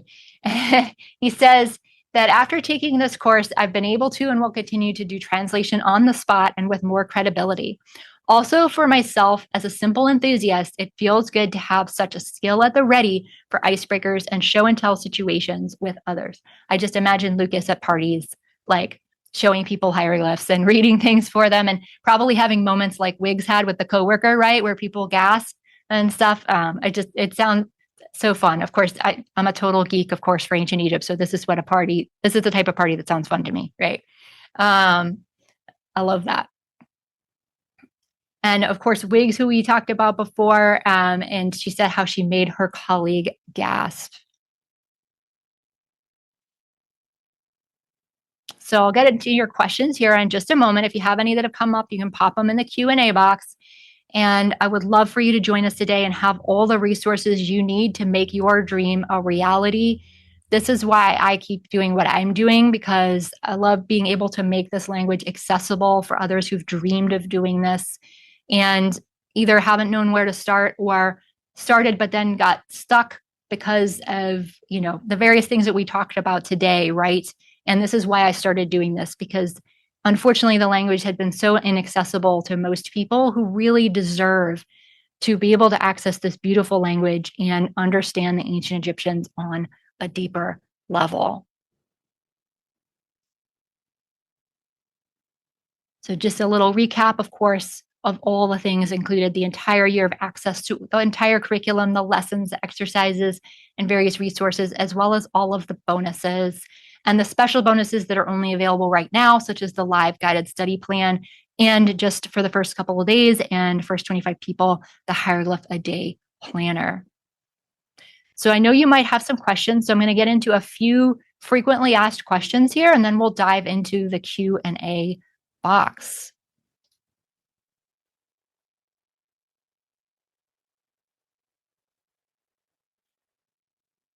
Oh, welcome, Rose. Rose said she already enrolled and got her email. She's super excited. I'm so glad. Welcome. It's so glad. I'm so glad that you joined. I'm so happy to have you. So I often hear from people who say, I've never done this before. I don't know where to start. Like, can this really work for me? And this is really so common because we see this with lots of people. Like we saw some before, but we can see, for example, JD had this experience too, where he said, I wasn't sure where to start learning and was overwhelmed. And I was also concerned about the commitment of it in terms of both cost of time and money. And now hieroglyphs are much less mysterious. A win for me is being able to spot nonsense hieroglyphs in shows and on book covers. He says, just do it. You won't regret it. And if you're waiting until a better time or some other excuse, it will never happen. Take the leap. So worth it in the end. And then, of course, many people also are concerned about whether they can really take advantage of this in different ways, right? Maybe you're worried that you're not very computer savvy or that you're not sure you'll be able to learn the language. We saw Wiggs before who was concerned about this with not being computer savvy. Wiggs was able to do it. Honestly, the logging into the curriculum, it's like logging into any other website. So if you've logged into, place an order on Amazon, or you know how to use YouTube, any of those things, it's a similar web interface as to most things that you encounter these days. And Wiggs not only was able to log in and do this stuff, but also get those results with hieroglyphs and make her colleague gasp. And she did this as somebody who was nearing retirement as well and wasn't sure that she was really cut out for it, and she was able to do it. And Amy was also concerned, actually, that she said she was worried that it might be completely beyond her understanding and she'd be out of her depth. But then she said she was so glad she took the chance because she has such a feeling of achievement now with the things that she can read, and she's super pleased with herself. So she said, if you're like me and love everything Egyptian and just can't get enough, then this course is definitely for you. She said, even if you're a complete novice, it really doesn't matter. Marissa had the same concern too when she was starting out. She really was afraid that she wouldn't be able to do this. But then she said within 2 months that she was already reading, this what she refers to as a dead, visually poetic language on monuments just within 2 months. And she said that was win enough. Many of you may have tried before also. I've had lots of students come to me who've tried before and got stuck really because of things being so dense and jargonful and stuff, and just the eyes glaze over, whether it's a book or another course, or maybe you took a course that just moved way too fast. And so it's totally sensible and reasonable that you would wonder, like, will this work for me if I had trouble with those, right? And that's an excellent question. And Scribal School is so different from the other things out there, though, in all of the ways that we talked about here. And that's very intentional because I wanted to make something that really worked for real people. And I didn't just pull this out of my hat, by the way. I taught for years at the university and then also years online before I actually finalized this curriculum. So this wasn't the first thing I put out. I worked with students online in small groups for years before I put this together, because in addition to being informed by the research on learning, which I read up on, I also tried things out with real people to see how it went, right? So that I would know that this would work actually for real people and they would get real results. And that's what happened with Anne. She said she had tried to crack the hieroglyphic code before, but all the descriptions that she found in books were just too dense and her eyes glazed over every time she tried to study. She said, now I'm feeling like Champollion himself, that is the decipherer of hieroglyphs. She said, hieroglyphs that once made no sense now have meaning. And she said, think you don't have enough time. This setup allows you to do as much as you're able and then also revisit lessons. And my student Karen not only had used books before, but she'd taken a other course before as well. And she said, the last class I took was very heavy in grammar and left me feeling very frustrated. She said, Scribal School has been a great experience, and here are my reasons. She says, number one, the lessons are available at your convenience. You can access them when you have time. 2, the learning pace is just right, not too fast, not too slow. Because a little aside, but Karen told me elsewhere, and a lot of my students have said this when they've taken other courses, they just went way, way, way too fast, right? And she says, number 3, the teacher is very accessible, friendly, and helpful. If you want to learn hieroglyphs, this is a good place to start. Now, of course, I think almost all of us probably feel this one, right? That I don't have a lot of time. Can I really fit this into my busy life? Like, is it going to be worth my while with the amount of time I have? And again, this is a totally natural and sensible question. You're a savvy person thinking of it, right? Because this is a real thing. Time can be tight. Life is busy for most of us these days. And so it's definitely one that makes total sense. And I've had a number of my students worry about this. This is why Scribal School is designed the way it is. where you can do the lessons on your own time at whatever schedule fits you. So you could watch one 12-minute lesson today, for example, and then you could spend 20 minutes on an exercise tomorrow or 2 days from now, whatever it is that fits for you, right? Or if you do have larger chunks of time and you want to work an hour or two at a time, you can do that as well. It's really made to fit with your life, with no matter how much or how little time you have. Rob was actually concerned about this when he signed up. He said, I was a bit worried about not having enough of a background, and I was concerned about both the cost in money and time. And he said, now I'm thrilled by the progress that I'm continuing to make, and I would encourage you to take the leap. JD, who we saw before, also had this concern about time. You know, he has a lot going on, and he said, now hieroglyphs are much less mysterious. And he says to just do it, because now he realizes, of course, he said, you won't regret it. And if you're waiting until you have time or something else, then you're never going to get to it. So you'll want to take the leap, and it's so worth it in the end. And Anne also, who tried the books before and didn't get very far, and this helped, she also said, if you think you don't have enough time, this setup allows you to do as much as you are able, and you can also revisit lessons. So just like I was saying, you can work on your own schedule as well as have that group and community aspect and expert support. It's sort of the best parts of all of the worlds, right? So you can go to scribalschool.com to join us today. I can't wait to welcome a bunch more of you in to the group. I love getting to teach more people hieroglyphs in my programs. And we'll get into the Q&A here. And let's see what we've got for questions.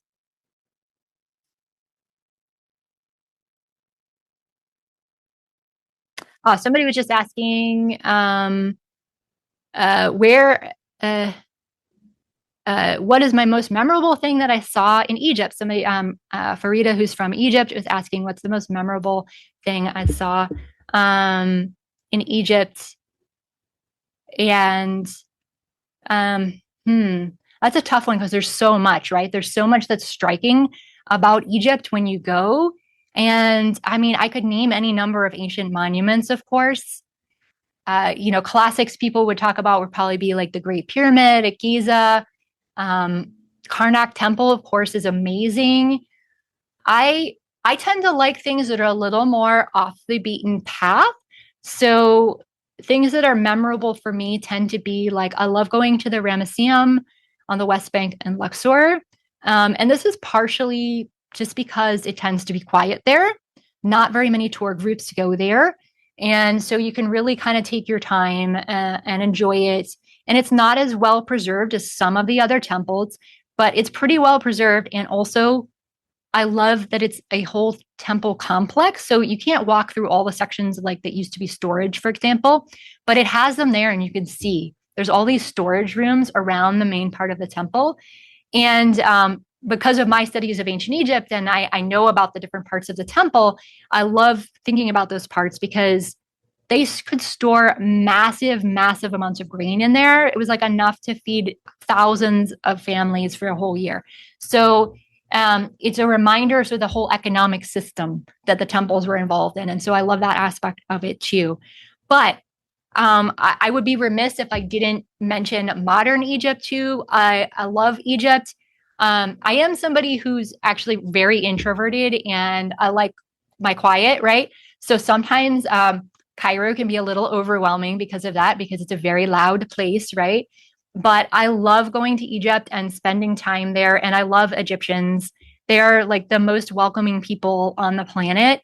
And I had a long hiatus actually in between trips and finally went back about a year ago and brought my family for the first time. And it was a wonderful time. And I can't wait to get back again.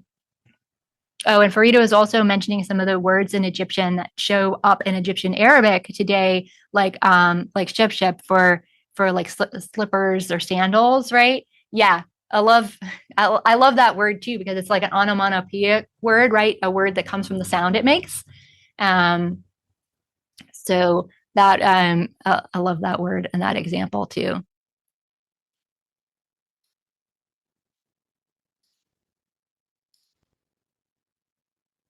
All right. All right. Christine is asking, she said that I'd mentioned Middle Egyptian when I was talking about Marissa, because Marissa mentioned Middle Egyptian in her story. And she said, is this, I mentioned this stage that people learn first. So she wanted to know what are all the different stages of Egyptian that one can learn.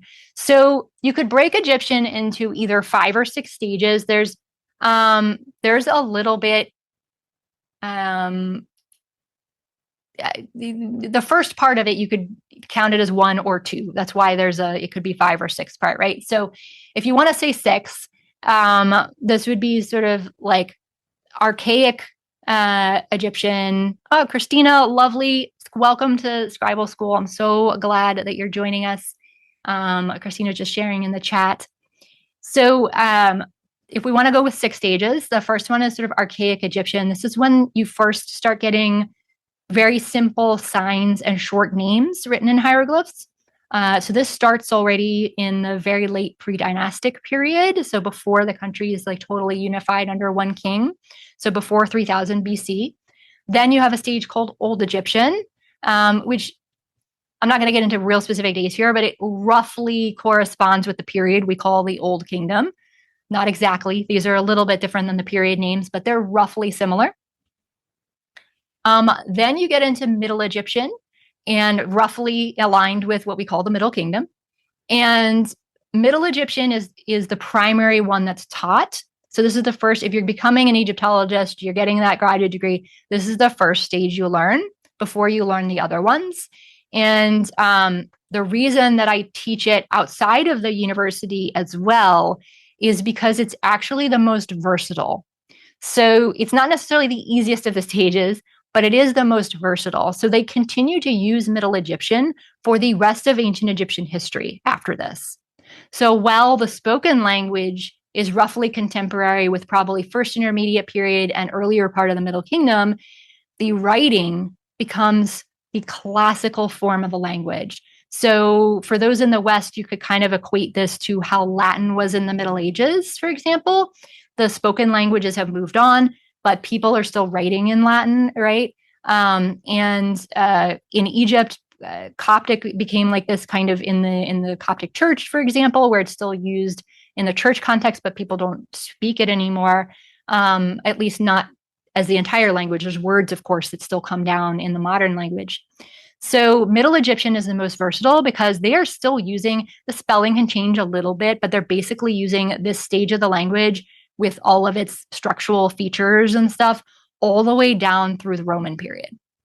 So from this point on of like first intermediate period on, it's like, which you're talking about 2000 BC or so on is, the monumental things you're going to see, like temple walls. So a lot of temples we looked at, for example, were from the New Kingdom, but those texts are written in Middle Egyptian.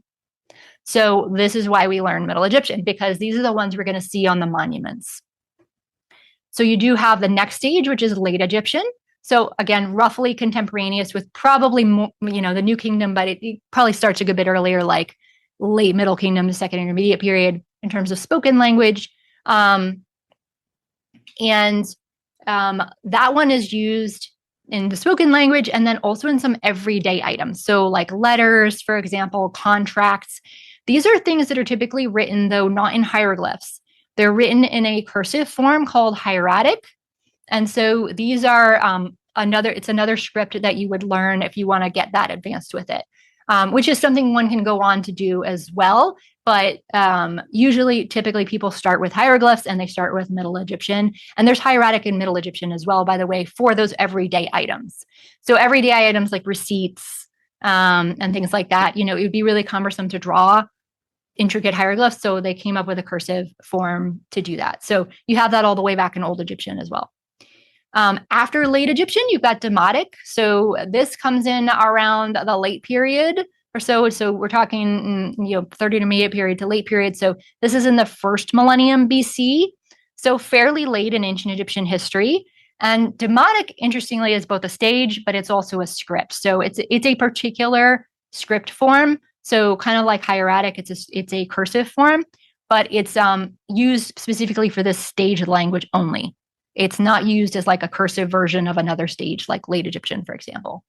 So, and then the final phase is Coptic. So this is the latest phase in terms of the structure of the language, the grammar, and so forth. But it also uses a different script as well. It uses the Greek alphabet with the addition of a number of signs that came out of Demotic at the stage before it, because Egyptian has multiple sounds that Greek didn't have, and so there weren't Greek letters for them. So they write that, and then that's used largely in the church over history, even after Arabic comes in into Egypt as well. So it's still used in the Egyptian Christian church, the Coptic church today. So those are the 6 stages. So yeah, interesting question, Christine. Okay, Stefano has some questions. Let's see.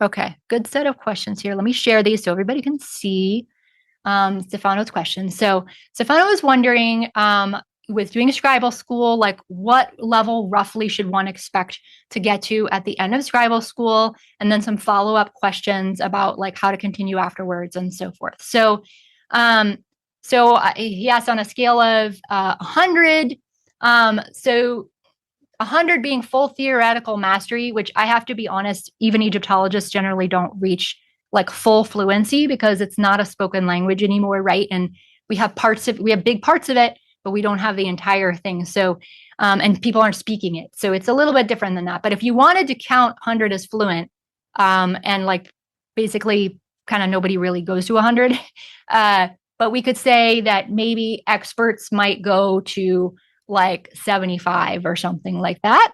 Because even experts, I look things up still, right? There's a lot of text I can look at and just read off the bat. It depends on what it is. Some of them I have to sit down and really think about it and work on dissecting it. And I might need to look up a word in a dictionary because it's just not a really common word. So it's not one that I have memorized because I don't run into it in other places, right? So even for experts, you have this sort of level that I would say is high. It's very high, but it's not like the same as being like fluent in a modern language. So in terms of where Scribal School would fall on that, the thing I love about Scribal School is this is going to get you part of the way there, right? It's not going to, of course, get you to a level of like a PhD, right, at a 75 level, but it teaches you the largest percentage of things that you're going to read, right? So these are the things, like I said, I mean, you've probably heard me say it ad nauseum at this point, right? That you're going to see in museums and on trips to Egypt and books and online. And because of the nature of the things that survive from ancient Egypt, the things that they wrote on, plus the things that survive better, things that are made out of stone, of course, as well as other materials that tend to preserve pretty well in tombs, like wood, for example, even, sometimes some other materials like linen, occasionally papyrus, papyrus less often. And usually on papyrus, they're writing in a cursive script rather than hieroglyphs, unless it's the Book of the Dead. But we'll talk about that in a minute because Stefano has a follow-up question about that. So in terms of like all the theoretical grammatical things you could learn, right? And like all of the possible words you could learn, then, you might call this somewhere around like 15 to 20 or something like that. But I think that it's much more than the sum of its parts because it's going to help you access the largest percentage of actual Egyptian texts that are out there. So there is a lot more that you could learn, but those you're going to have a sort of, the more advanced you get and the further you go, the smaller the selection of texts are that you're accessing at each level, right? That you're getting more and more and more to, right? So you're still adding more as you get to higher levels, but it's not such a massive chunk of them like this is, right? So this just gives you that massive chunk that's hard to put a percentage on, but I would probably say it's like going to be more like 60 to 75%. of the kind of stuff that you have out there. So there's like two different ways to look at it in terms of that. And the wonderful thing is, because Stefano was asking about continuing afterwards, is that Scribal School, I personally, when I teach in the university and I teach the language, I teach in this method as well, because I think that this is the absolute best way to be introduced to the language. So if you do want to go deeper, that's why I said earlier on, like whether you want to go like super, super deep, or you just want to read some text on your next trip, like this is the method that works for that, because this allows you to build up a certain level of mastery of really common vocabulary and the basics of the structure of the language in a way that's much more accessible and that you're going to see over and over again. So not only are you going to practice a lot in Scribal School, but these are the things you'll see over and over again in real life too. So you're going to see these, when you go to a museum, anytime when you open a book, browse the internet, go on a trip, etc. And so this gives you so much more practice and allows you to really get more intimate with the language in these areas and really have it down really well. This gives you a great foundation for then building on if you do want to go deeper. Because I think, one of the fundamental problems that I touched on is that the typical method is to throw you in at the deep end and just like jump right into complex things, right? And so even if you were to go into that kind of environment later, yeah, it's still going to be hard because it's not a great way to teach it. But it'll be a lot easier if you have some grounding in the language, right, already, and you already know some of the really common words. So you're not starting like completely from scratch. Because I remember when I started out, it was like, we're learning all this complex syntax and grammar, but we also don't know any words, like zero. We're coming in with absolute zero, don't know any signs, don't know any words.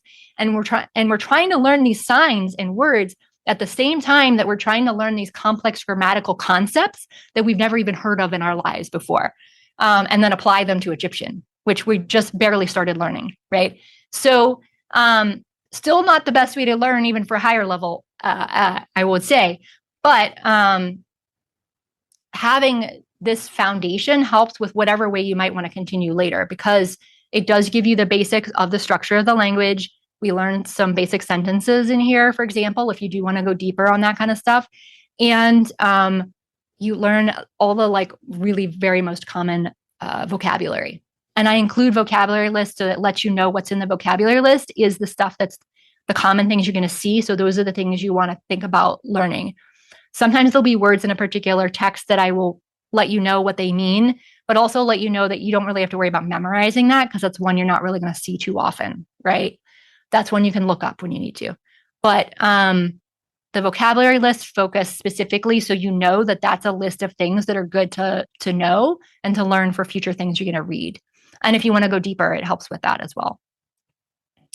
And Stefano also asked, what is the best way to continue afterwards? I actually do have a higher level program called Master Scribes, which only opens once or twice a year. So I do anticipate it'll be opening again later this year. So for those who want to go deeper, that is a possible option as well. That is a smaller group with a very high touch experience, because it is getting into those higher levels where you need really intensive support.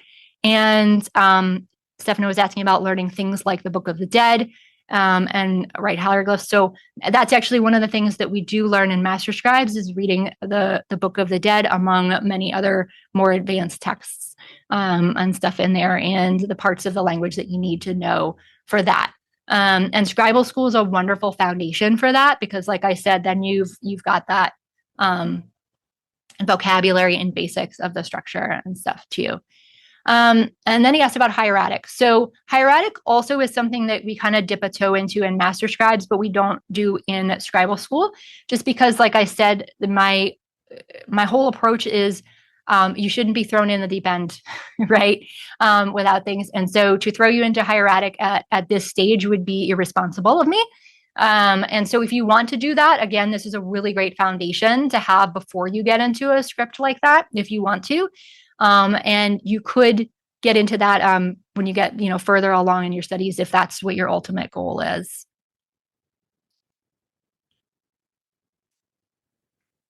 Let's see. An anonymous attendee is asking where the recording will be. So after we're done here, I have to wait for the recording to process on Zoom. But then once it is done, I will upload it and I will send out an email with a link to it for you all. So if you want to catch any parts you missed or anything like that, you can go that.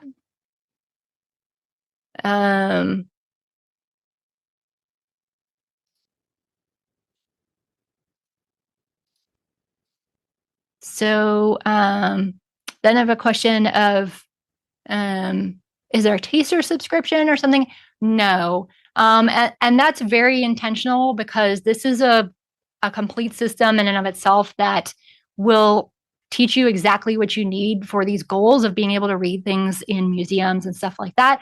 If I were to give you just a taste of it, that's not going to really get you very far.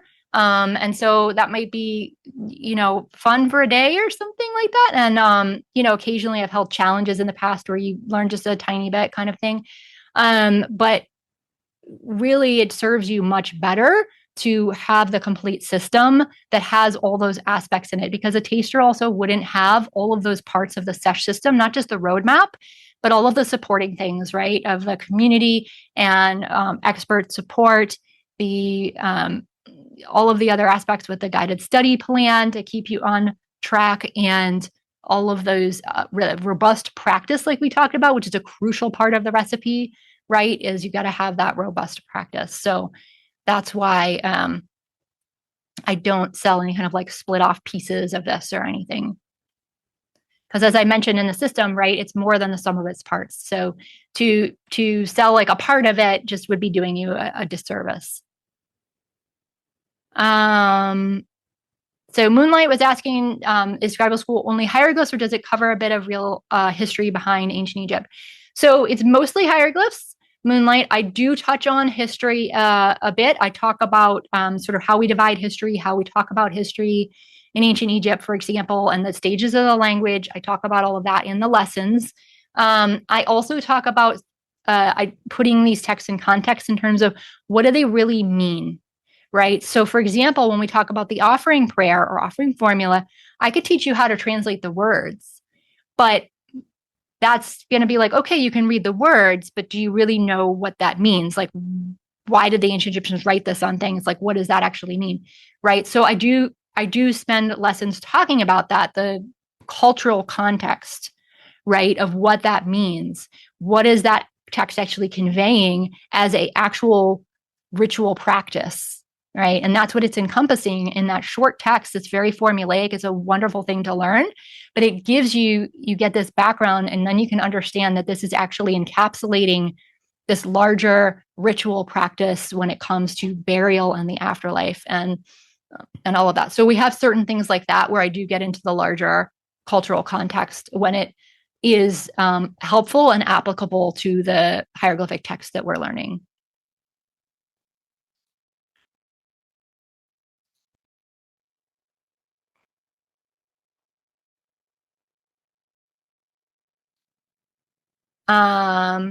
So let's see. Adele was having some trouble with the checkout.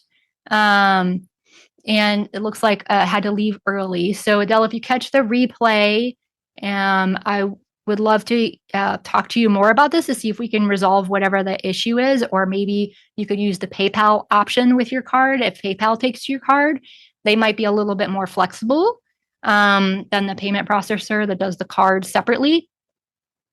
So please shoot me an email about that so we can troubleshoot, because it's wonderful that you're trying to sign up, and I would absolutely love to have you in Scribal School. So please do get in touch. I would love to talk to you about that.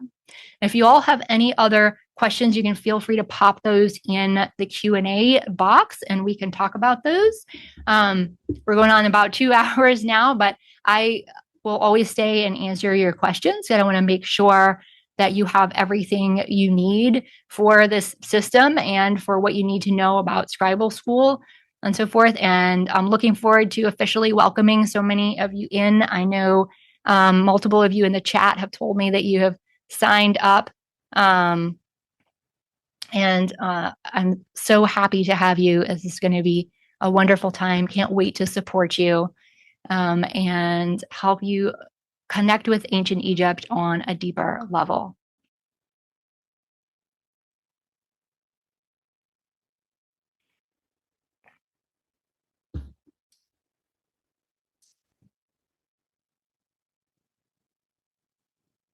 All right. So some of the questions I get oftentimes, of course, revolve around some of the other things that people had asked here in terms of, how deep you can go or how far can you go. And that's why I've designed Scribal School the way that I have, right, is so that you can take it to a good level of depth without it being that situation of being thrown in at the deep end, right? And give you that tremendous foundation in case you do want to continue your studies in whatever fashion later, whether that be with me in a higher level program or somewhere else. And this, if we go back to some of these slides in Scribal School, of course, you can see that this gives you all of those parts that you need so that you can learn to read all of the most common texts that you're going to see, whether it's in Egypt or your next museum trip, whether it's your small local museum or perhaps a big exhibition that comes to your area, or maybe you're lucky enough to live near one of the big collections, right? Or for browsing online. I also have a lot of students who tell me, I don't travel. And that's a question I get too. Like, should I even do this if I don't travel? Because I talk about museums and I talk about Egypt, right? And absolutely, because I've had so many students who had such a wonderful experience even from home. So, for example, Carrie Ann, who we met before, I'm not sure if I can kind of like find her little blurb here again, but she talked about being so much more excited now browsing around the internet because even when there wasn't a special exhibition, which she did have, she got lucky and a special exhibition came to her area. But even when she didn't have that, she was able to just have such a more exciting time looking around all over the internet and seeing images there in online lectures, on museum sites, on social media, and so forth, and being able to read them there. And of course, for those of us who love books too, this will up your experience with books as well. And there's any number of books that people have. Like Anne talked about this. She's the one who said, she had tried to learn from books before, but her eyes kept glazing over, right? And she is especially an enthusiast of ancient jewelry and has books on this and has actually worked in publishing herself and published things herself. And she said it's just taken her reading to such a higher level because now she doesn't just look at the pretty pictures and flip the page, but she's able to actually read the hieroglyphs on the item she's looking at, whether it might be a stela or a coffin or a temple wall or something, or a piece of jewelry like she loves. And it just takes it to that next level. And so again, if you want to join us, I'd encourage you to come and go over to scribalschool.com and sign up and join the people who've already signed up here today. I can't wait to welcome you in, and it's going to be a wonderful, supportive time. And I hope you have a wonderful rest of your day, and you'll come see me in Scribal School and learn all about ancient Egyptian hieroglyphs there.